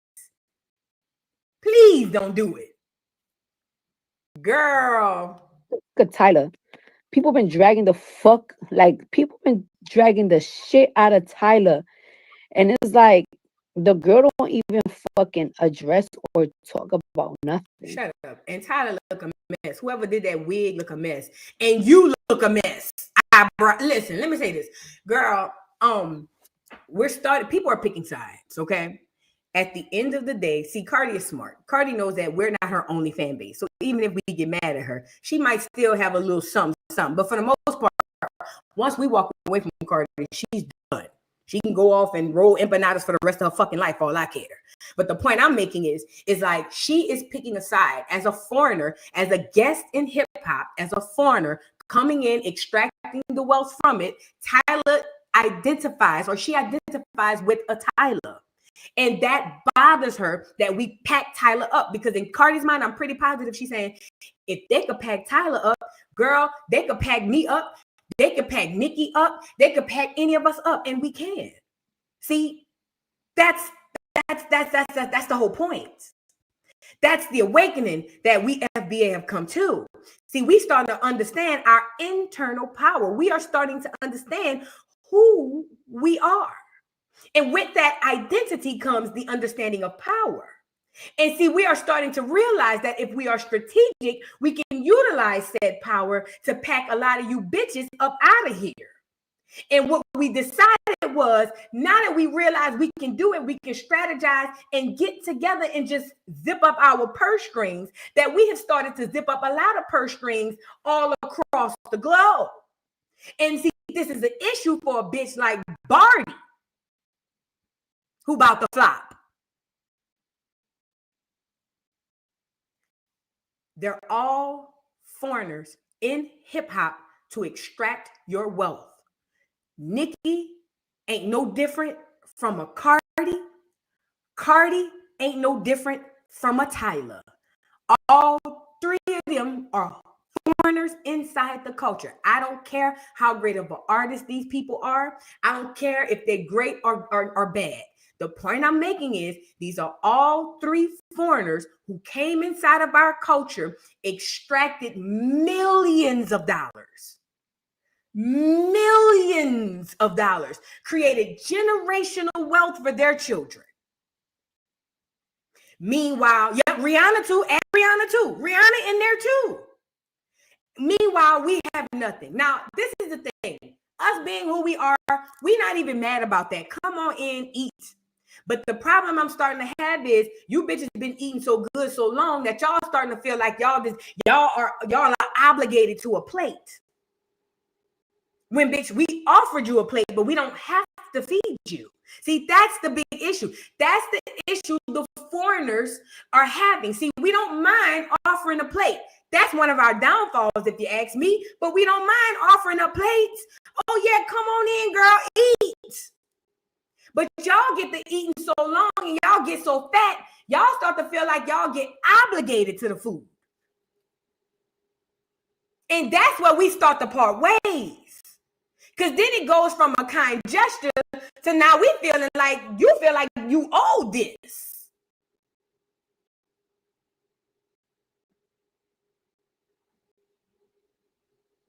Yeah, y'all got to be mindful of these enemies. I told you, disconnect yourself from these celebrities. You better. Listen, I don't even know who this is. Y'all say that's Cardi, sure. I don't even know who this is. However, Cardi picked her side. To me, I can't speak for you. To me, you picked your side. Stay over there.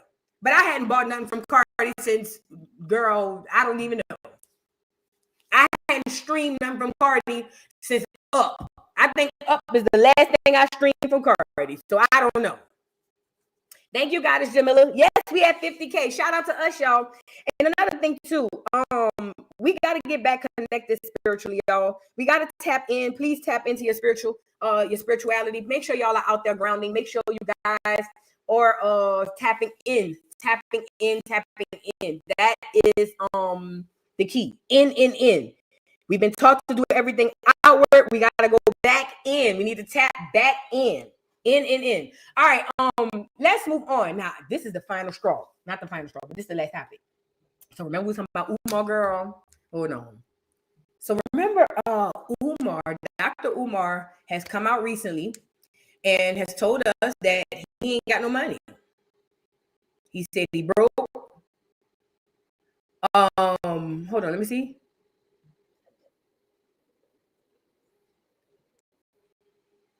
He said he lost his school.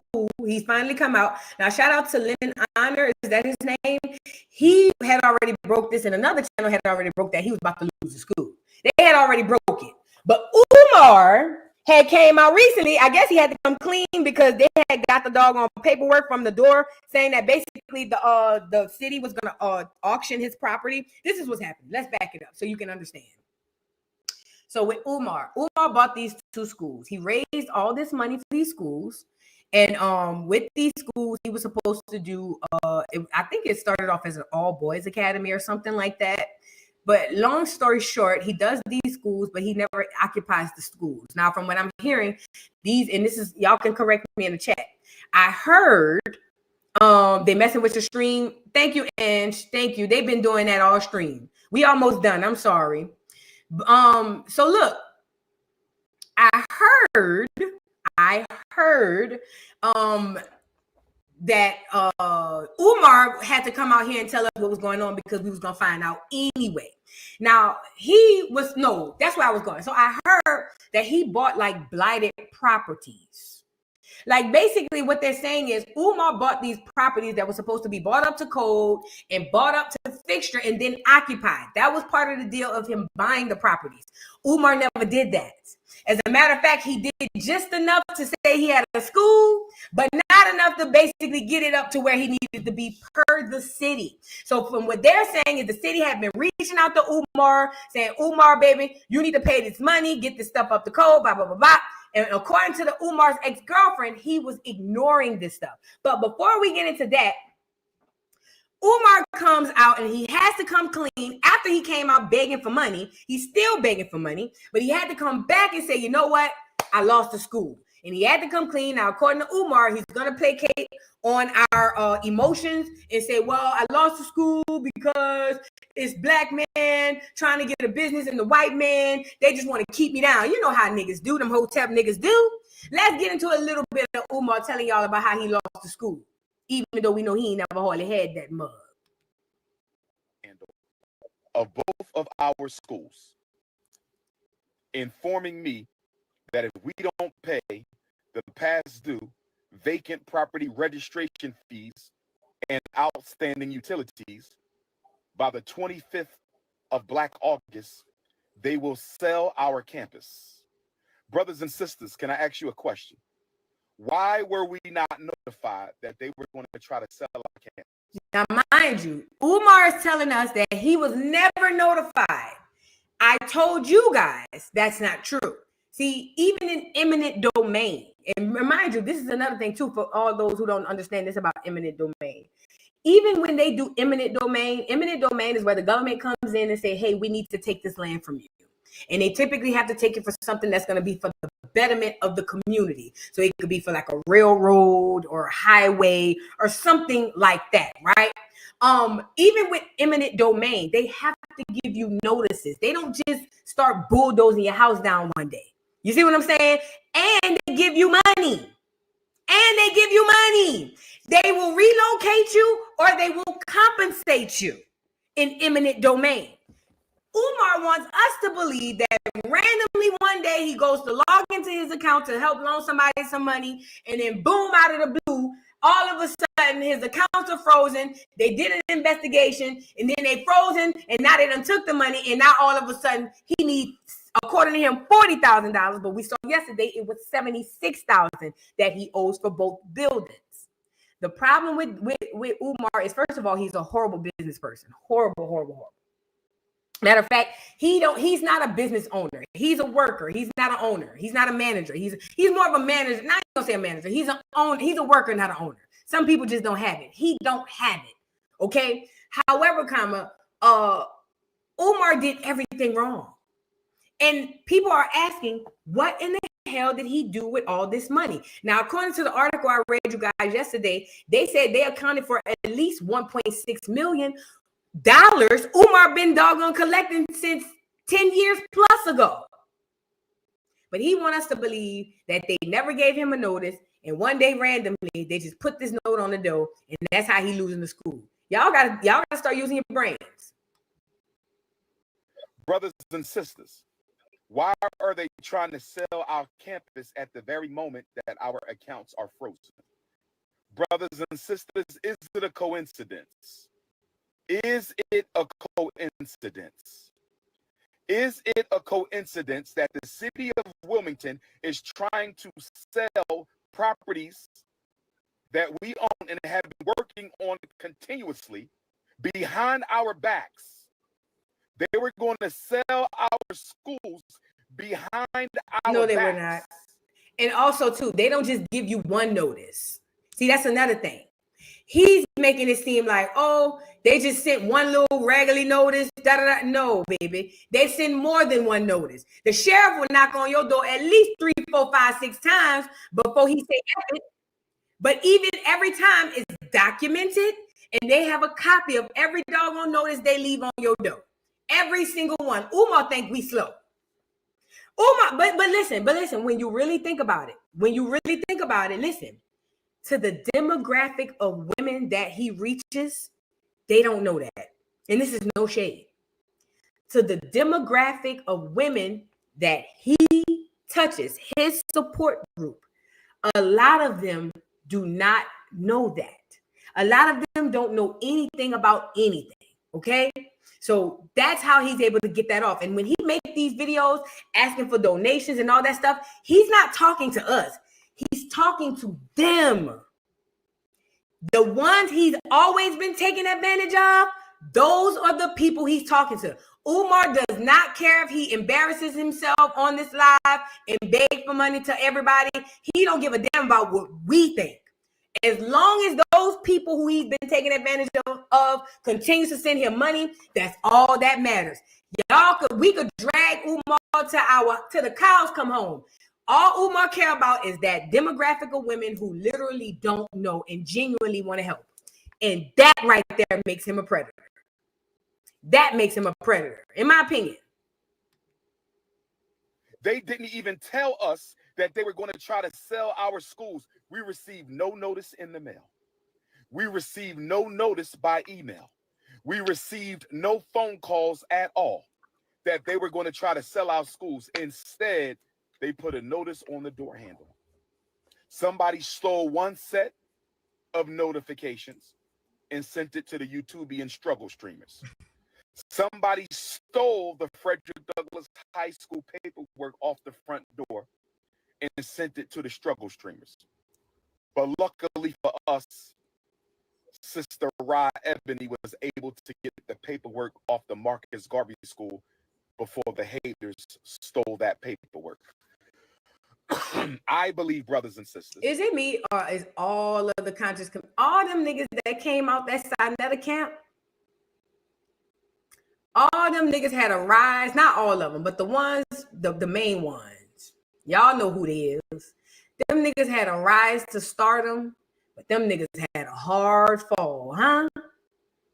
Think about it. Who remember? Put a one in the chat if you remember the conscious community. If you ever been to the conscious community on YouTube, or you know about the conscious community, or you ever, you know what I'm saying. And don't get me wrong, I used to be in the, not in there, because I ain't never say nothing. I was more of a lurker type of tea, but I used to be on all them lives in that bitch. I know all them niggas. You know what I'm saying?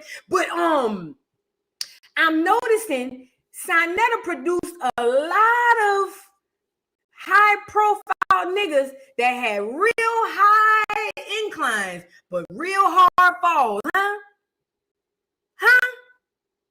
Polite. Who else? Young Pharaoh. Now we got Umar. Huh? Who else? The smartest one to me. The smartest one to me. If you ask me, and that's my boy, Seti. Shout out to Seti. Shout out to the general, bro. Shout out to the general. Nigga talk shit. Nature Boy, another one that went down too. Man, look. Shout out to Seti, man. Seti went set the fuck down as he should. Shout out to Seti. All them other niggas went up, and face planted. Do you hear me? Ooh, I forgot Nature Boy, Polite, all them niggas, man. All them niggas, man. I just noticed that's a coincidence. All them niggas, and they all come from Sinetta. I feel like Sinetta, I feel like he a fed. And please let me know your opinion. I believe, brothers and sisters, and please let me know your opinion. I believe, brothers and sisters, and please let me know your opinion. I believe that they were going to sell the school, and they wanted to sell the school before we found out. I believe that they wanted to sell the school before we found out. We were not supposed to know that they were going to sell our school. Why do I say that? We were given no notification. We received no letter in the mail. We received no email. We received no phone call that they were going to try to sell our schools. Instead, they put a notice on the door in a low-income neighborhood. They put a notice on the door with rubber band and masking tape. They put a notice on the school front door with a rubber band and masking tape. Brothers and sisters, it gets worse.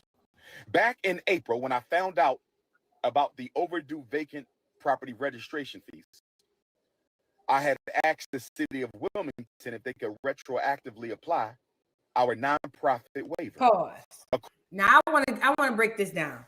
Now he said in April he knew that he owed them people. What we in? August? So he just, and now mind you, he just spent the first 5 minutes of the live saying and repeating that them people put the notice on his door and ain't told him nothing. But now he flips back and says in April, when he found out that he owed the fee, he asked them to retroactively apply a waiver. Now he's going to talk about a waiver that sometimes you can apply for if you, I think it's like if whatever program he's talking about, he's going to mention it. Retroactively means he must have went up there when he found out what he owed, found some waiver program and say, hey, can you just stick this on it? And the people told him no. You see what I'm saying? Because See, I don't know if y'all understand how corporate America works, but there's a thing called processes. There's a thing called processes that you have to follow. We might give you all types of things that you can utilize, but you have to utilize these things within process, within the way that they are used, or the way that they are designed to be used. For instance, we might say, for instance, I'll give you an example with your house. The homeowners association, let's say it's an HOA. No, let's say it's the bank. The bank might say, if you get a loan for $300,000 or more, then basically what we'll do is we'll give you a 10% off the interest of the loan, of the whole lifespan of the loan, or something like that, right? So, but the only way you can do this is when you buy the house, you have to apply for the waiver or the loan. Yeah. They'll say the only way you can do this is if you have to buy or apply for this waiver at the beginning of the process of buying the house. Meaning you can't come back 2-3 years later and say, hey, didn't y'all have a waiver that said it'll take off 10% of the life of the interest of the loan? Then people are gonna say no, because you were supposed to do that when you bought the house, not 2-3 years later. So what he's saying is in April, he went and asked them to retroactively, meaning go back and apply the waiver. And the people must have told him, hell no. So 2 lies being told. One, you did know, because you just told me you asked them in April to apply a waiver. So you knew, right? Secondly, then you turn around and say that you wanted them to retroactively do it. That tells me you dropped the ball somewhere. Now, I don't know what the process is for commercial real estate, because I ain't never bought now. I've only bought residential. I've never bought any commercial real estate, but I'm pretty positive for whatever waiver he's talking about, there is a process. You don't just go randomly one day and say, hey, yeah, apply the waiver, especially when you backed up and you owe the people. So I'm pretty positive them folks told you when you went down there after somebody did some research and say, hey, Umar, you probably could have applied for this waiver. You done went your ass down there and them people told you it's too late. We want our money. That simply means, Umar, you dropped the ball. This is your fault. This ain't the donor's fault. This ain't the city fault. This is Umar's fault. That's all I can get from this. According to the nonprofit waiver for the city of Wilmington, if you are a nonprofit organization, they will waive your vacant property registration fees for 4 years. If you are a nonprofit organization in the city of Wilmington, they will waive your nonprofit vacant property registration fees for 4 years. If they would have applied our nonprofit vacant property registration waiver, we would owe absolutely nothing. You have to apply for the waiver. For instance, in residential property, there's a thing we pay called property tax, but there's also this thing called the homestead exemption. In the homestead exemption, what it does, or what it's designed to do, is basically put a cap on how much you pay in property taxes. So that means the city can't overtax you in property taxes, but we all know that don't work. But the point I'm making is this. In order to apply for this program, there's a window of time that you have to do it. If you miss that window, you can't come back to the city and say, but you could apply my waiver. The city's going to say, no. You have to have that waiver applied like X, Y, and Z. See, Umar is just a horrible business person. And he seems like he was just collecting money and wasn't really worried about none of this other stuff. And he got caught. That's what it seems to me. Umar completely dropped the ball. On these schools. And according to the ex-girlfriend, she thinks he did it on purpose. But now Umar's trying to get on here and say that it's the city's fault because they wouldn't apply the waiver. I'm pretty positive Umar didn't do his part. We would owe absolutely nothing. But I asked them, and they ignored my emails for 4 months. They ignored my phone calls for 4 months. They ignored our emails for 4 months. They ignored our phone calls for 4 months. And instead, the first time I hear from them since April, The first time I hear from them since contacting them April, asking them to apply our vacant property registration fee waiver to the past 4 years, so we would owe absolutely nothing. They ignored me since So April. the people ignored you since April, and you never went down there? You never said, you know what? I've been trying to call these people, email these people. Let me put my dashiki on and my African beads and twist my little fat ass down there to the courthouse and see who I need to talk to ask about my waiver. You never did that. You can travel all around Pan Africa, but you can't travel right down the street to the courthouse. Do you see who you've been giving your money to? You see who you've been giving your money to? This nigga could catch a flight all the way to Ghana, but refuse to catch an Uber downtown. Do you understand what I'm trying to say to you? This who y'all was giving y'all money to. Oh yeah, this who you was giving your money to. 4 months, he said. 4 months. He ignored me since April. No phone call, no email, nothing in the postal mail since April. And the first thing we find out, the first time we hear from them since April, is a letter on the front door of the school, affixed with a rubber band and masking tape. A rubber band and masking tape. Brothers and sisters, giving us 20 days to pay these back taxes. We already paid $30,000. And let me say this too. When you're in arrears with the government, you can't then ask for waivers and stuff. See, waivers are for people who aren't on the brink of being repoed. Yeah. See, that waivers are for people who might be falling behind a little bit, or they feel they might, for people who might do a little trip up every now and again. Waivers are not for people who already on the verge of getting kicked out. Umar wanted to apply the waiver after they had already told them, pay me my money. That don't go like that, Umar. Come on, Jermaine. Water that we don't even use. We just paid $30,000 to the city of Wilmington for water that we don't even use. Well, you would be using the water if you had the churn in the school.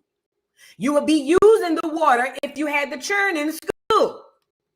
And now we got to pay another $30,000 for vacant property registration fees that we shouldn't even owe because we should have a waiver. No, you shouldn't owe vacant property registration fees because your property should be occupied with children. Let's start. See, y'all want to start in the middle. No, we're not going to start in the middle. We're going to start at the beginning. Let's start at the beginning of this situation. See, if you had done what you said you were going to do, which was collect this money, create this school, and then put children inside of it, we wouldn't be here. We would not be here. As a matter of fact, you'd probably be working on your 3rd, 4th, 5th, 6th, 7th, 8th, 9th school. But no, you wanted to drag this grift out as long as you could. Yes, you did. You wanted to drag this grift out as long as you could, and you got caught. So now you have to pay a vacancy registration fee. That sounds to me, because I don't know what it is, but it sounds to me like if you buy a building and you don't occupy it, you need to pay us to just have a empty building out here. There's fees for that. That's what the city of Wilmington is saying. If you want to buy a property, especially a piece of commercial property, you have to occupy it. If you don't occupy it, then you have to pay fees. You got caught up on your fees, and really, to be completely honest, $75,000, long as you don't have this school, it should be way more than that.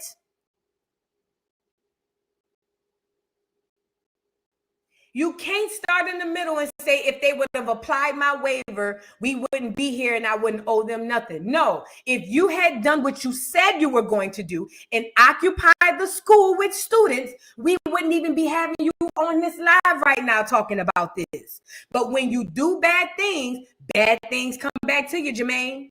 Yes, they do. Oh, yes, they do. We should have a waiver. We should have a waiver.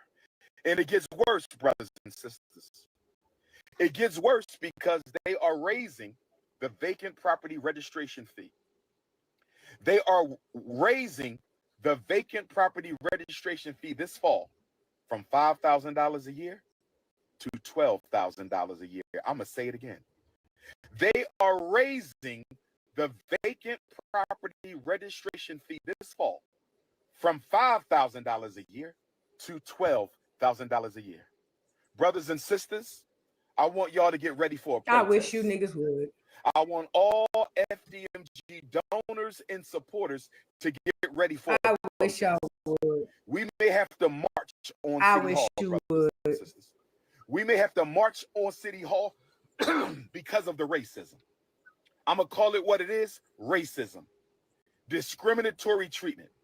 Why did we get no Do you see how some black people use racism to defy and to deceive you? Do you see what just happened there? You just saw that in real time. Welcome to the party, you're late. Instead of attacking what's really happening, you just saw Umar turn all of his negligence, all of his ignorance, and all of his stupidity into racism. And when you are not tapped in, when you are walking this earth aimlessly with nothing, no knowledge or no wisdom or no insight, you can easily fall victim to that. As a matter of fact, when I look back through history, we've fallen victim to that so many times, it is ridiculous. But now that the magic has worn off, the Most High and the universe are knocking these damn enemies and these ops out of our way one at a time, you're starting to see the stuff that we've been blinded to this whole time. This nigga been playing in our face for years. I don't think when he came on the scene, he had any intentions of doing well. I think he came on the scene with a grift. But this nigga just turned all of that into racism. And because we really suffered through racism, most of us would have eaten that up in any other setting. But I thank the Most High that the magic is worn off, whatever witchcraft, tomfoolery we was under, and we can see. I thank God that that veil has been lifted and we can see these demons for who they are. It's a Scooby-Doo episode every other week on the internet nowadays. Have y'all not caught on to that? Every time you turn around on the internet, it's another one being unmasked. It's another one being unmasked, and we looking like, oh shit. Every time you turn around on this here internet, that's the universe, that's the ancestors, and that's the Most High. Get out the way. You just sit there and watch. You get out the way. You ain't got nothing to do with that. You get out the way. Let the universe and the Most High and the ancestors do their big one. And speaking of the ancestors, Jermaine Shoemaker carrying his ass down to New Orleans, probably to siphon some energy down there. I hope that I know the ancestors on point down there. So I'm gonna just say that he conveniently going to New Orleans for the Katrina anniversary. There's gonna be a lot of conjuring of the ancestors down there. New Orleans, y'all better keep your head on the swivel with this nigga. He already around there doing witchcraft. But I'm saying all that to say, thank God the veil is lifted because we can see these devils for who they are. This nigga was never meant he never meant the community no good. What we should have done was laughed, kiki, slap five with the nigga and moved on. All that other shit, we should have never paid attention to it. We have to start learning to be entertained and not be attached. We have to start doing that. Let me let a little bit more play, and I want to get into his girlfriend. That y'all are going to sell our schools. Why did you not respond to any of our emails to retroactively apply our vacant property registration fee waiver? I knew they didn't want Dr. Umar in Wilmington. I didn't know it was this bad. I knew that the power structure, I'm not talking about the brothers and sisters in the community. They love us. Shout out to our Wilmington, Delaware family. Shout out to our Wilmington, Delaware family. They love Dr. Umar and FDMG. I'm talking about the power structure of Wilmington, Delaware. We knew they didn't want us in that city, but we didn't know they would go this far as to ignore us for 4 months and try to sell the school behind our backs. I didn't know they would go this far as to ignore us for 4 months and try to sell the school behind our backs. I didn't know they would go this far to ignore us for 4 months and try to sell our schools that we've been working on for 6.5 years behind our backs. So brothers and sisters, this is what we're going to do. We're going to fight like hell to get our money from the bank. We're going to pay off this vacant property registration. So now it's we going to fight like hell to get our money from the bank. But when we were asking you about the updates on the school, you told us that unless we a donor, we don't have nothing to ask you and that we need to mind our business. That's what you said, Umar. That's what you said. But now you need us to come down and help you fight for your bank account back. And we're not going to do it. We're not going to do it. We're not here for it. We're not going to come down to help you protest. You might get a few bitches down there. That's cool. But for the most part, we will not come down there and help you get no money or no school. At all. At freaking all. And we might still have a protest at City Hall because this is wrong, brothers and sisters. I have emailed the mayor. I have gotten no response. I have emailed the chief of staff. I have gotten no response. I have emailed the city council president. I have gotten no response. So brothers and sisters, I'm going to meet with my team and we're going to decide if we're going to go ahead and have this protest. And it ain't going to be one. We're going to do multiple protests. And we're going to invite our donors and supporters from across the state of Delaware, our donors and supporters across the United States, and our donors and supporters across the entire planet. We may have to march on Delaware to let them know that you don't treat black people like this. Because if I was white, I wouldn't have been treated like this. If we were Asian, we wouldn't have been treated like this. If we were Arab, we wouldn't have been treated like this. If we were Jewish, we wouldn't have been treated like this. But we were treated like this because we were black. How dare you ignore us for 4 months and then put a sign on our door without even telling us that you're going to sell our properties? Brothers and sisters, why did... All right, so that was Umar, child. Listen, Umar's full of crap, and he's on his way out the door. But as a he's definitely going to jail. I don't see how he wasn't in jail already. But either way, before we get into the ex-girlfriend, because I want to get into what she had to say, I want to say this. Umar runs a non-profit organization, allegedly. He keeps bringing that up when he talks about how, because has anybody ever heard, anybody who's been following Umar, does he have a committee?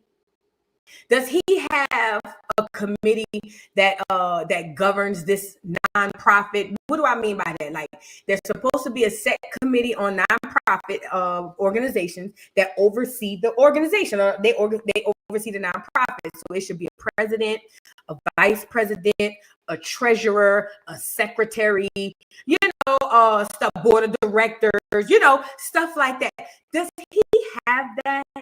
Because if he does not have that, then he's improperly operating this LLC off the cuff. Where is the accounting and accountability for this nonprofit that he keeps bringing up? He always talk about me and my team, me and my team. So I'd be assuming that when he say me and my team, that he's trying to say that he does have, a team. But I know for a fact that ain't it, because the money is in his personal account. Allegedly. Umar, whatever habits he have or had, that's where that money went. It's gone. Umar, one of them people that gets so much money, but they so bad with it. You ever seen somebody so bad with money that they always get it but can't never keep it? That's Umar. Umar's one of them people who done had millions of dollars run through his hand, but when you see him, ain't got nothing to show for it because they have habits and they have really bad spending pockets. The old folks used to say they got holes in their pocket. Feel what I'm saying? They just say money that we done sent. Yeah, he threw a few dollars to some paint. Yeah, he threw a few dollars to a sign or something. You know what I'm saying? Yeah, he threw a few dollars to a few things to make it look like he had some stuff going on. But for the most part, whatever habit or habitual situation Umar got going on, that's where that money went. That's where that money went. Now, this is the gag. The girl throat goat, I don't want to call her throat goat, but he called her that. Her name is Siobhan. So ever since he came out with that, she has something to say now. I think, now remember, yesterday we watched a little bit of the Tasha K interview, and she says that she dabbles in Ifa. Ifa is this new, because it's not old, it's a new religion in America that Black American celebrities and some Black Americans have picked up. But I would like to ask my Black American people, do you really know what it is you are picking up? This is a genuine question. See, we are watching these celebrities do all this shit, and we just going back and doing them, thinking that this is all ancient and this is all stuff that we've always done. But what a lot of you guys don't understand is y'all are dibbling and dabbling in some shit that you ain't gonna never be able to get up off of you. So when I heard people say, oh, Ifa, a lot of Black Americans do it, I ain't never heard a lot of Black Americans do it until yesterday. I was yesterday years old when I heard that Ifa is a religion that's common amongst Black Americans. I was yesterday. I refuse to let y'all make that a norm. That is not a norm amongst Black America. I'm not saying that they don't have Black Americans that do it, but that is not a cultural norm amongst us. Most of us don't even know what the hell it is. But I know how the internet works. The internet will say it's something and then it is so. And I refuse to let y'all tell me that we've been around here doing Ifa. We ain't never did nothing with no Ifa. But it's ancient, right? Either way. So this woman, she's going to comment on what she thinks about the school and him losing the school. Now, according to Siobhan, she says that Umar been knew that he owed money on them schools. Then she also says, not only that, that she believes that he got them schools to get lost on purpose. She believes that Umar wanted the schools gone regardless. That's what she said. Now, according to this lady, she's also going to go on and talk about how Umar thought she was a lame. Umar thought she was a sucker. Umar thought that she was one of them. And she said she quickly had to remind him that she is not who he thought she was. As a matter of fact, she said she got a one-up on him. And the way she said this, it gave me that she saw that this nigga was doing some shit, probably some spiritual stuff, and he was slacking on some stuff, or maybe she saw that he was going to try to set her up and do her something dirty and say, oh yeah, let me play chess with this nigga and let me have one up on him already. And that's what it sounds like she's saying. Like, it's almost like she saw the play and was like, oh yeah, I'm about to catch him before he catch me.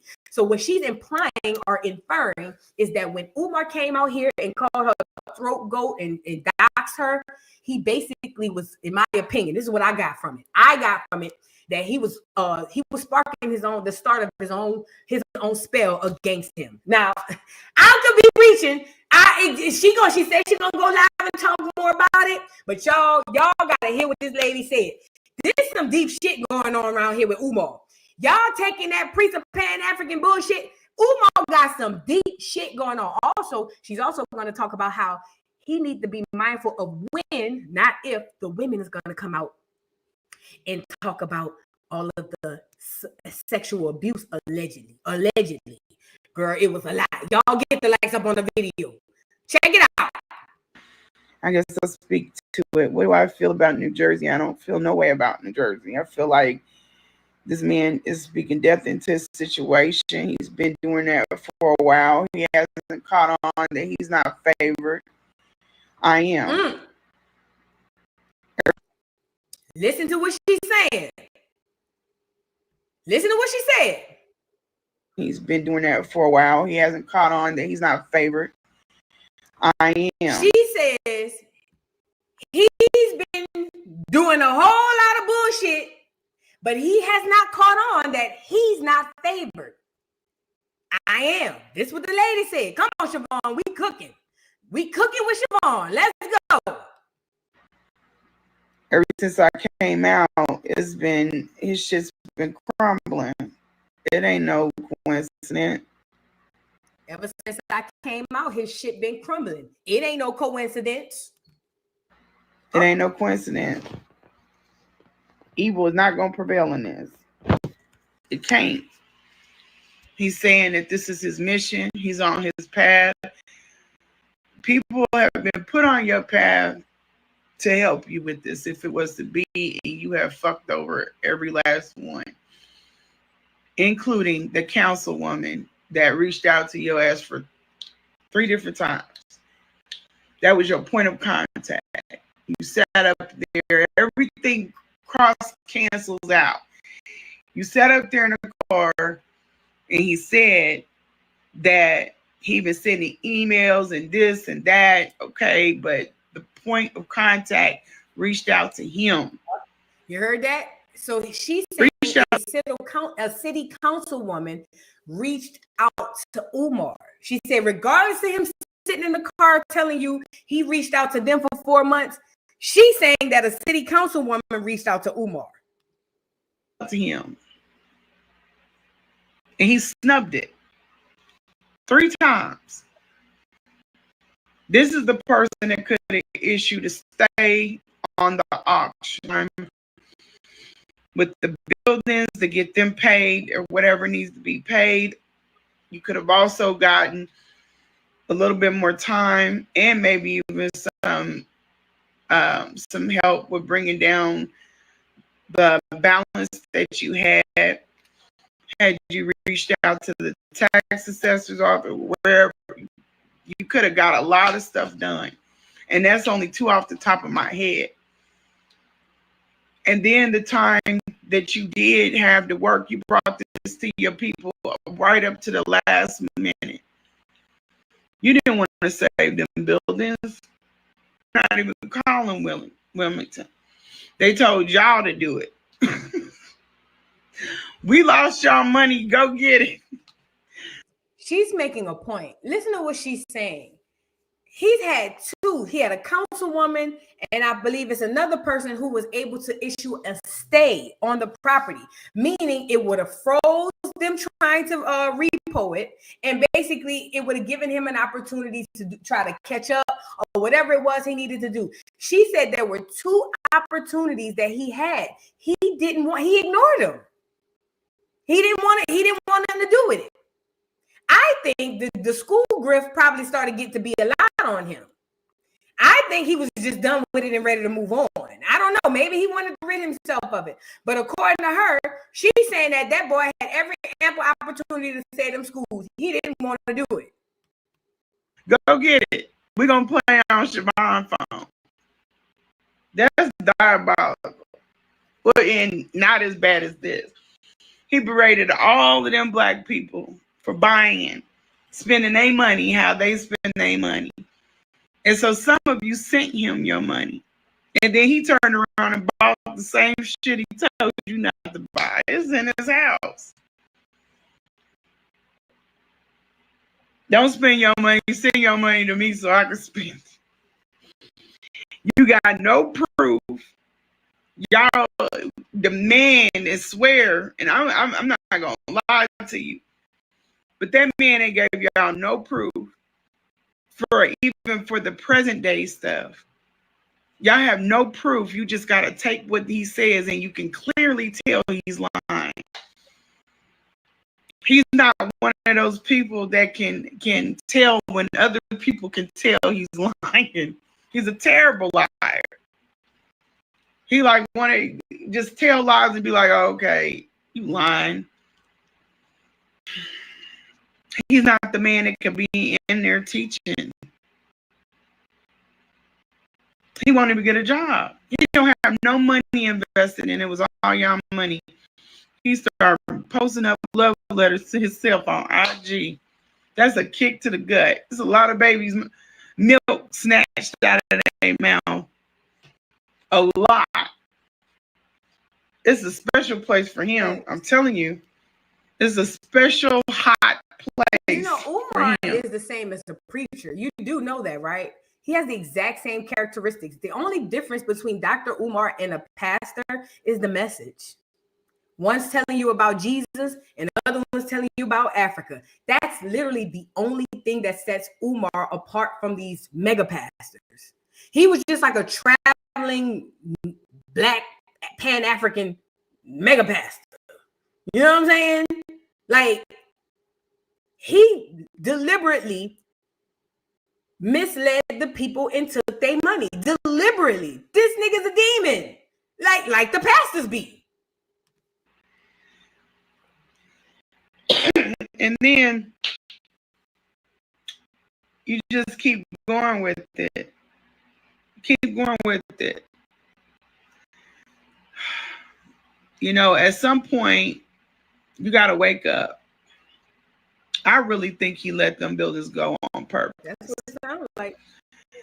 Knowing him, he let them go on purpose. And then he had the audacity to stay up in New Jersey. He looking for another building. With what money?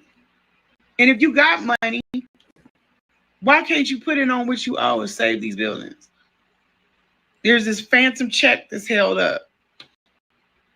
I don't think it is. I think he got a little check from Don't Call Me White Girl. That's what he's waiting on. And that shit didn't hit. He called and checked the bank account. And it wasn't there. And he figured it out. If that, you never know. You shouldn't even be guessing with this stuff. She's saying that she believes that the story was bullcrap, which we all believe that. She's saying that he probably was waiting on that check from another podcast, the podcast Don't Call Me White Girl. That would mean that nigga living check to check. Anytime she's saying that he probably was going in, checking to see if the deposit hit and realized that his account was frozen. That basically tells me, like I say, that means that he living check to check. Because I know when you live check to check, if the direct deposit say it's supposed to hit on Friday at 11:50, you got that doggone bank account. You got the app is already open. You waiting for 12 o'clock to see what time the money gonna hit. I know what it feels like to be living check to check. Sounds like he was living check to check, podcast check to podcast check. And probably freaking got panicked when he logged in and they said, ain't no bank account, bitch, especially when you know you got money on the way. I'm pretty positive he got on the phone with Don't Call Me White Girl like, oh, Lord, please don't put it in that account, please. I'm telling you. Umar, listen, it's so much more going to come out about him. Everybody on the internet guessing, and the one person that got the answers, he can't give it to you, then you don't need to give your money to him. Where the hell else do they do that at? Where? Bold. That's bold. And y'all think sending your money is buying your blackness. Because if he's for you, then you're then you can keep your melanin. Fuck out of here. I told y'all that's the biggest coon we have. This is why people think he an agent, because he really moved like an oppressor. He's really out here predatory with these black women. Wait till that shit come out. I'm waiting one of them. I hope one of them just come out and tell their story. Y'all think my shit bad? My shit ain't nothing. My shit ain't nothing. Y'all gonna want, you gonna beg for them to lock his ass up. So wait, she's implying that there are other women who have stories that are way worse than hers. She said they so bad, we're gonna beg them to lock Umar up. Who are these women? And did you talk to them? Where they at? What's going on? What's going on? She's implying that Umar been right, and it would make sense Because he be chilling real hard for Diddy and all of them. Maybe he's saying because his stuff might come out. I don't know. Child. But this now she about to talk about the witchcraft. Look, y'all.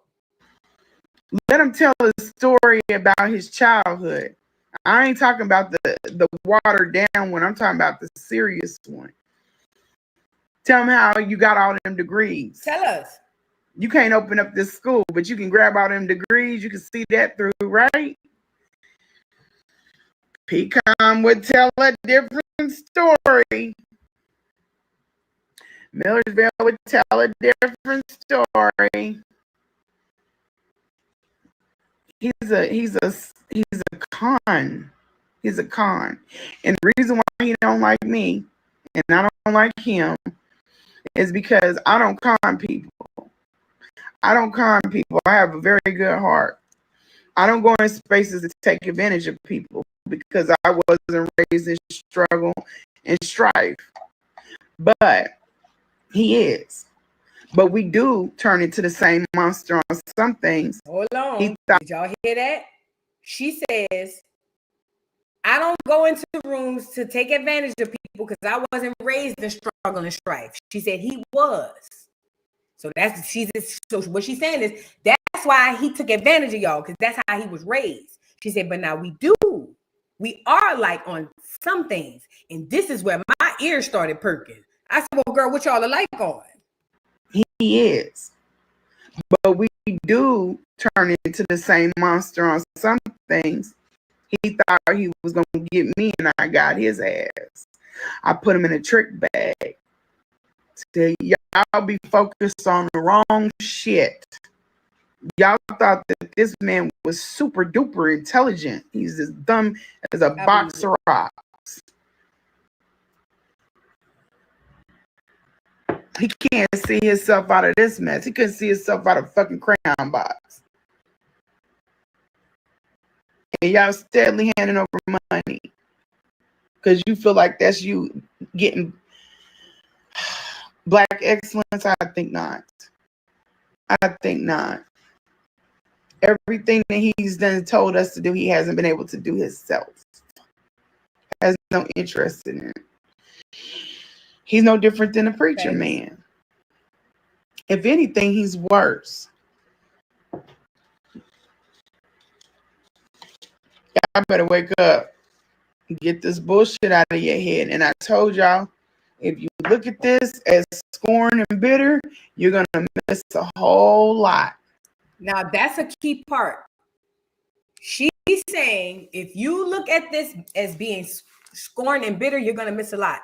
What she's saying is, if you see me on here and I'm telling you what the fuck going on and you choose to ignore it because you want to either call me Medea or say that I'm just scorned and bitter, you're going to miss a lot of truth, okay?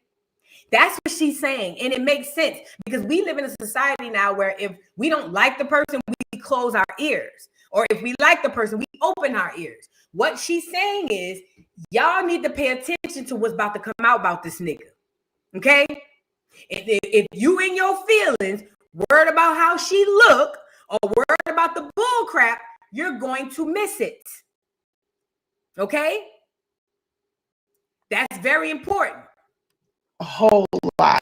Eventually, if you don't come forward and tell why, I'll tell y'all why he's mad at me, why he keep bringing my name up. But there's really no need to get mad.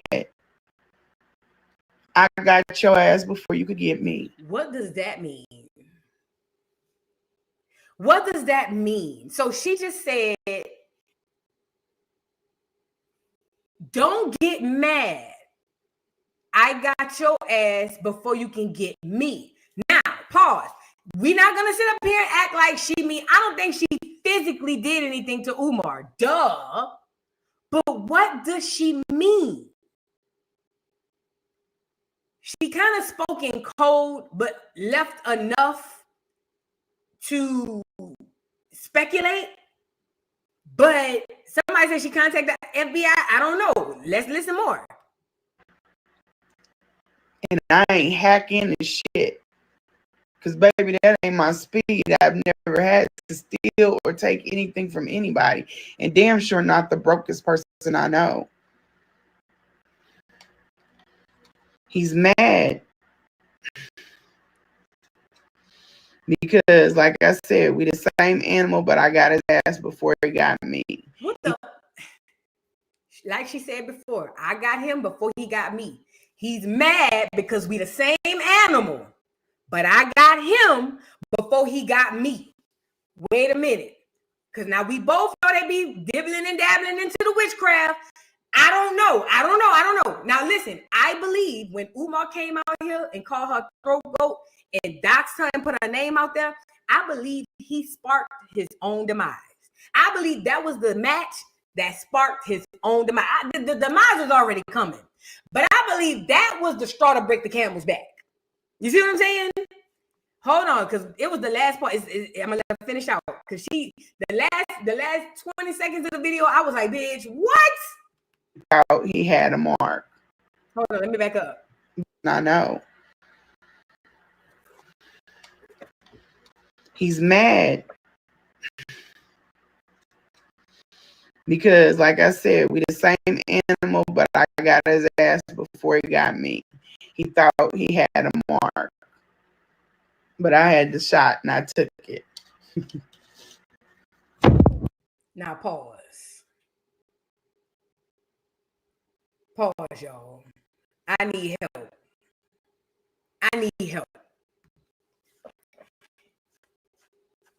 Now, mind you, we would have never known about Siobhan if Umar had never brought her to the internet. Let me say this again. If Umar never brought Siobhan to the internet, we would have never saw her. We would have never knew who she was. So when she says, I got you before you got me, it's almost as if she studied and realized that he was going to do some shit like this and had a cake baked for his ass for when he does. Now, what the cake was, because she said that she does dibble and dabble in witchcraft, and then she said stuff like, I'm favored, he's not. I got one up on him. I got him before he got me.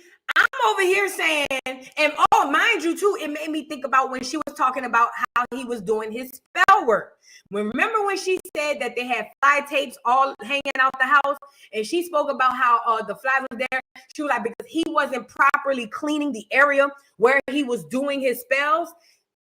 Who knows? Maybe she picked up on something that let her know that he ain't who he think he is. Yes, some of the spell work he was doing worked for him, absolutely.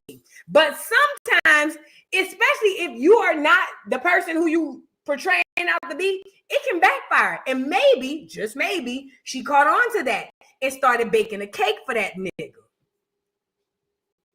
Because, I mean, unless she called the police, what else would she mean?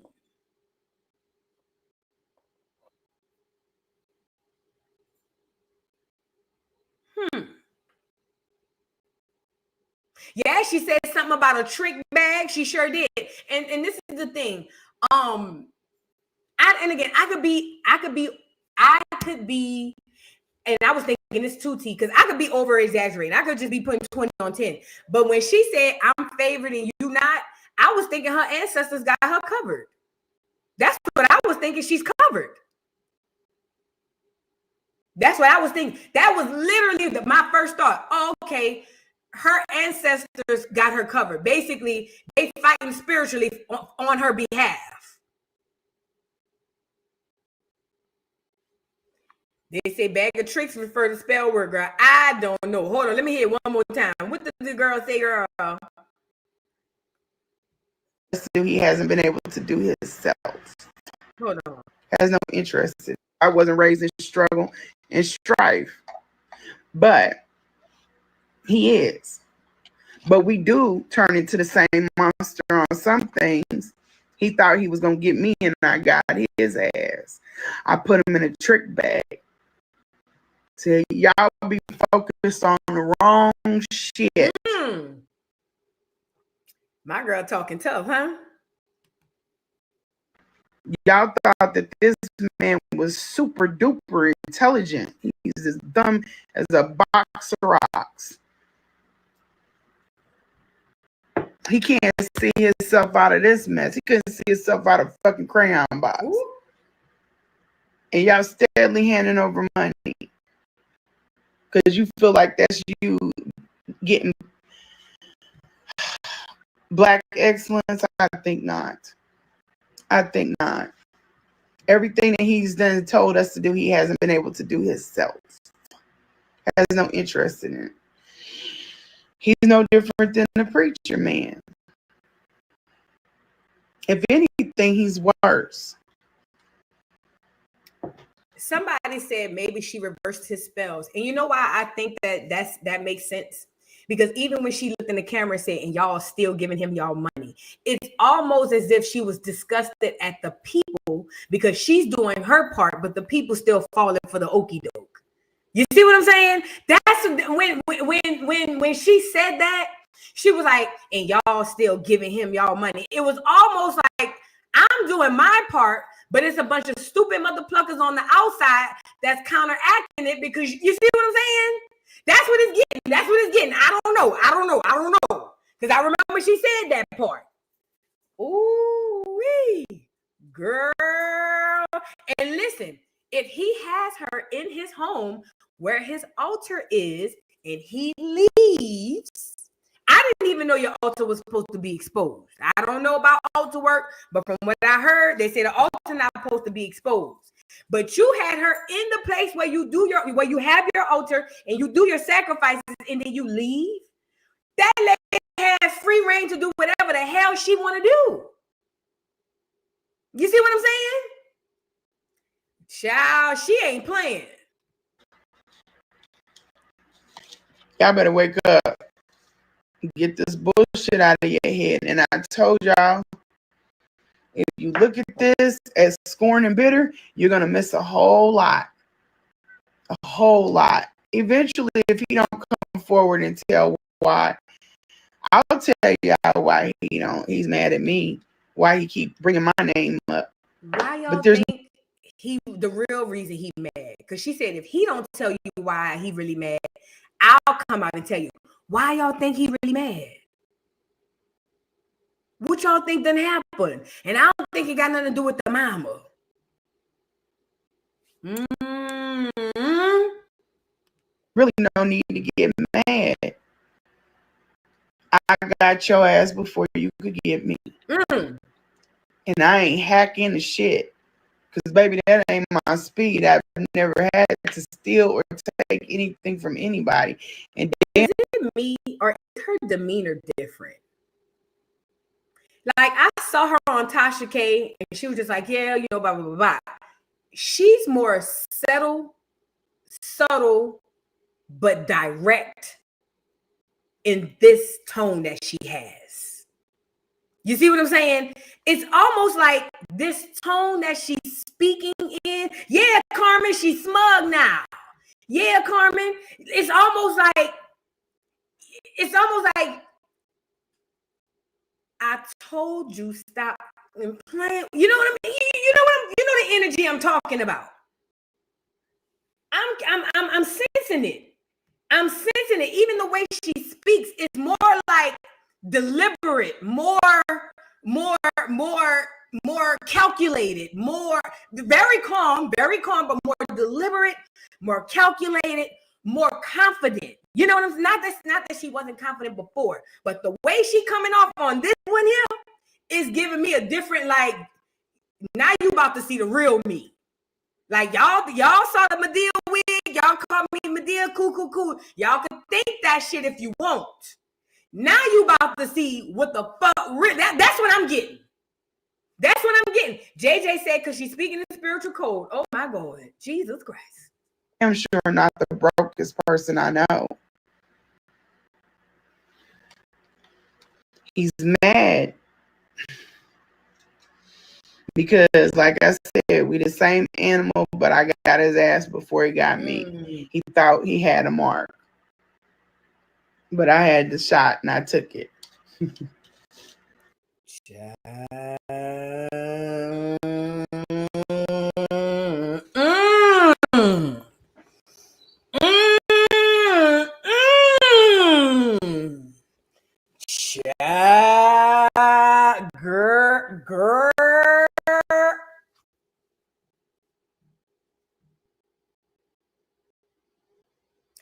Didn't I tell y'all it's a lot about to come out about this character we call Dr.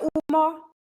I told y'all. What my thing at? I told y'all niggas. I said, yo, it's about to be a lot.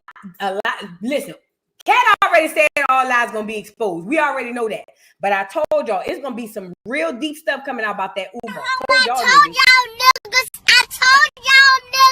Y'all thought I was playing, but I told y'all. And baby, from the looks of this lady, she is hell on wheels for Umar. It's almost divine.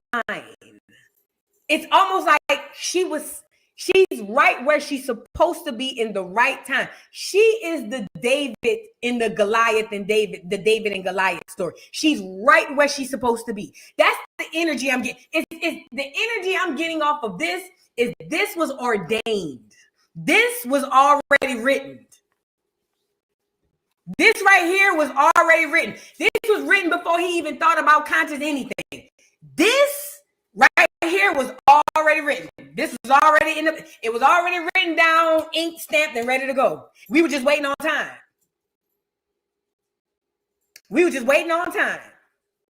And she's not only going to expose him like she did, she's going to literally take him down. She's going to tear him down completely. There will be no more Umar after her. There will be no more Umar after this woman. Watch. And it's nothing she's single-handedly gonna do. Her energy in his life at the time and it was, she was to bring the demise of the Dr. Umar that we call the character Dr. Umar. It was divine. Good, bad, different, or ugly, it was divine. Do you hear me? Baby, Umar, you might have been off a big one this time. Jermaine, you might want to drop the Umar and go back to Jermaine because you bit off a huge one this time. Woo. Think about it in the book. It's a lot of women took down a lot of enemies for the Most High, didn't he? Who in here be reading the Bible? The Most High used a lot of women. Who in here be reading the Bible? Who in here be reading the Bible? Didn't the Most High in the Bible, in the book, use a lot of women to do a lot of his work? I'm just trying to see something. Jermaine,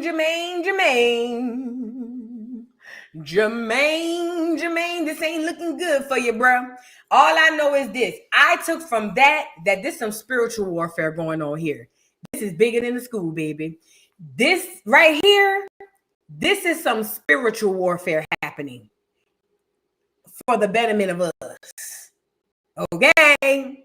And with that being said, I'm out the way. I ain't got nothing to do with it. I'm out the way. I'm just here reporting on it. We're going to talk about it. We're going to learn from it. And we're going to move around. I ain't jumping in the way of nothing. I ain't got nothing to do with it. I'm going to stand back and let the Most High, the elders, the ancestors in the universe do their big one. I ain't got nothing to do with that, baby. Leave me out of it.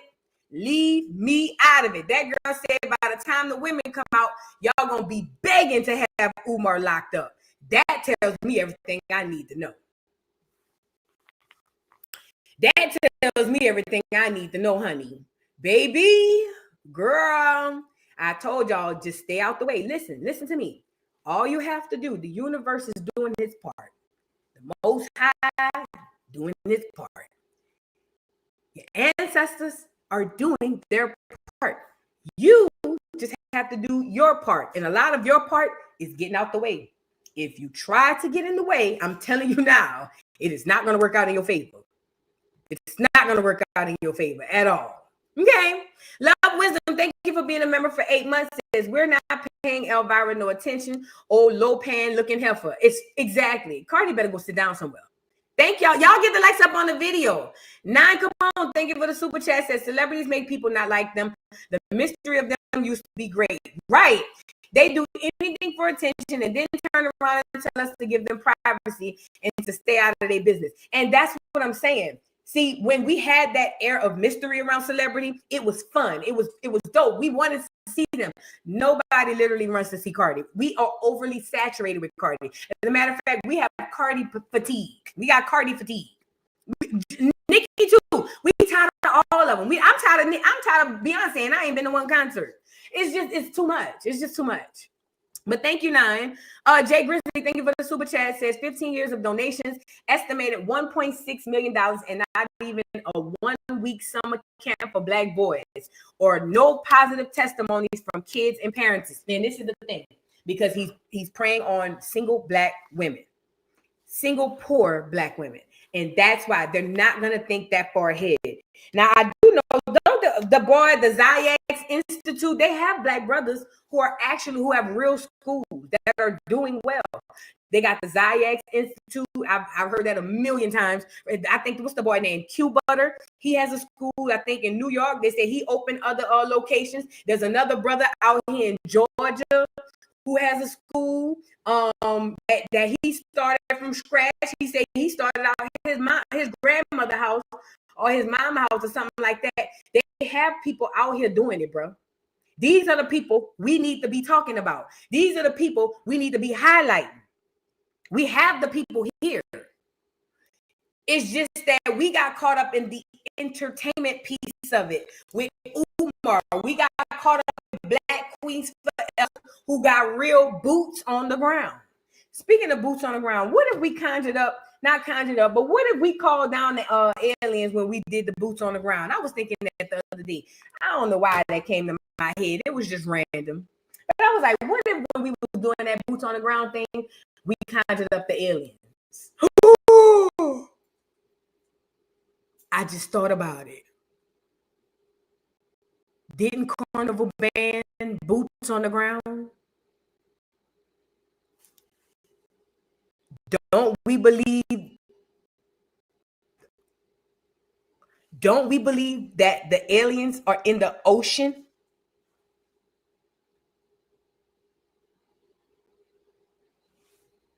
Because remember, we was like, why would Carnival ban boots on the ground? Ban the fans. Cool, ban the fans. But what would they get out of banning the song? It's not like a knuck if you buck. It's not like it make people fight. What would, you know what I mean? I'm just saying, listen, man, look, man. I'm just saying. Let's move on. Y'all, let's move on. Because y'all get that. I'm just saying, I was really sitting down last night thinking, like, man, what if we conjured up the aliens by doing boots on the ground? And I just laughed at myself, like, girl, bye. It was just random. Like, what if, wait, listen, hear me out. They say we got FD aliens all around America right now. They say the aliens look like niggas. I didn't say it. The white man said it, okay? Either way, there's something, listen, there's a connection there. I'm only laughing because it sounds stupid out loud, but it sounds real in my head. Man, let's move on. I don't think the boots was disturbing the aliens. They said it was the boots. No, I think it could have called them. Let's move on, man. All right. Where was I? Let me read the rest of these super chats. Now y'all making me feel slow. Let me read the rest of these super chats and get up off here, man. Because I still got Educational Friday. Trey, thank you for the super chat. Says, Boo, I misspoke. I meant a lot of our folks, especially celebs, are getting into African religions. The all white and shaved heads are signs of initiation. Black people better stay out of them African people religion. Oh, no, matter of fact, go ahead on over there. Just stay over there. We ain't got nothing to do with them people religion. Stay out of that. We have our own hoodoo. We have our own voodoo. We have our own spiritual practices. Stay out of them people stuff. Thank you, Trey. Never Burrows. Thank you for the super sticker. Thank you so much. Love Wisdom. Thank you for the super chat. Says, always trust the divine timing. Facts. Fendi facts.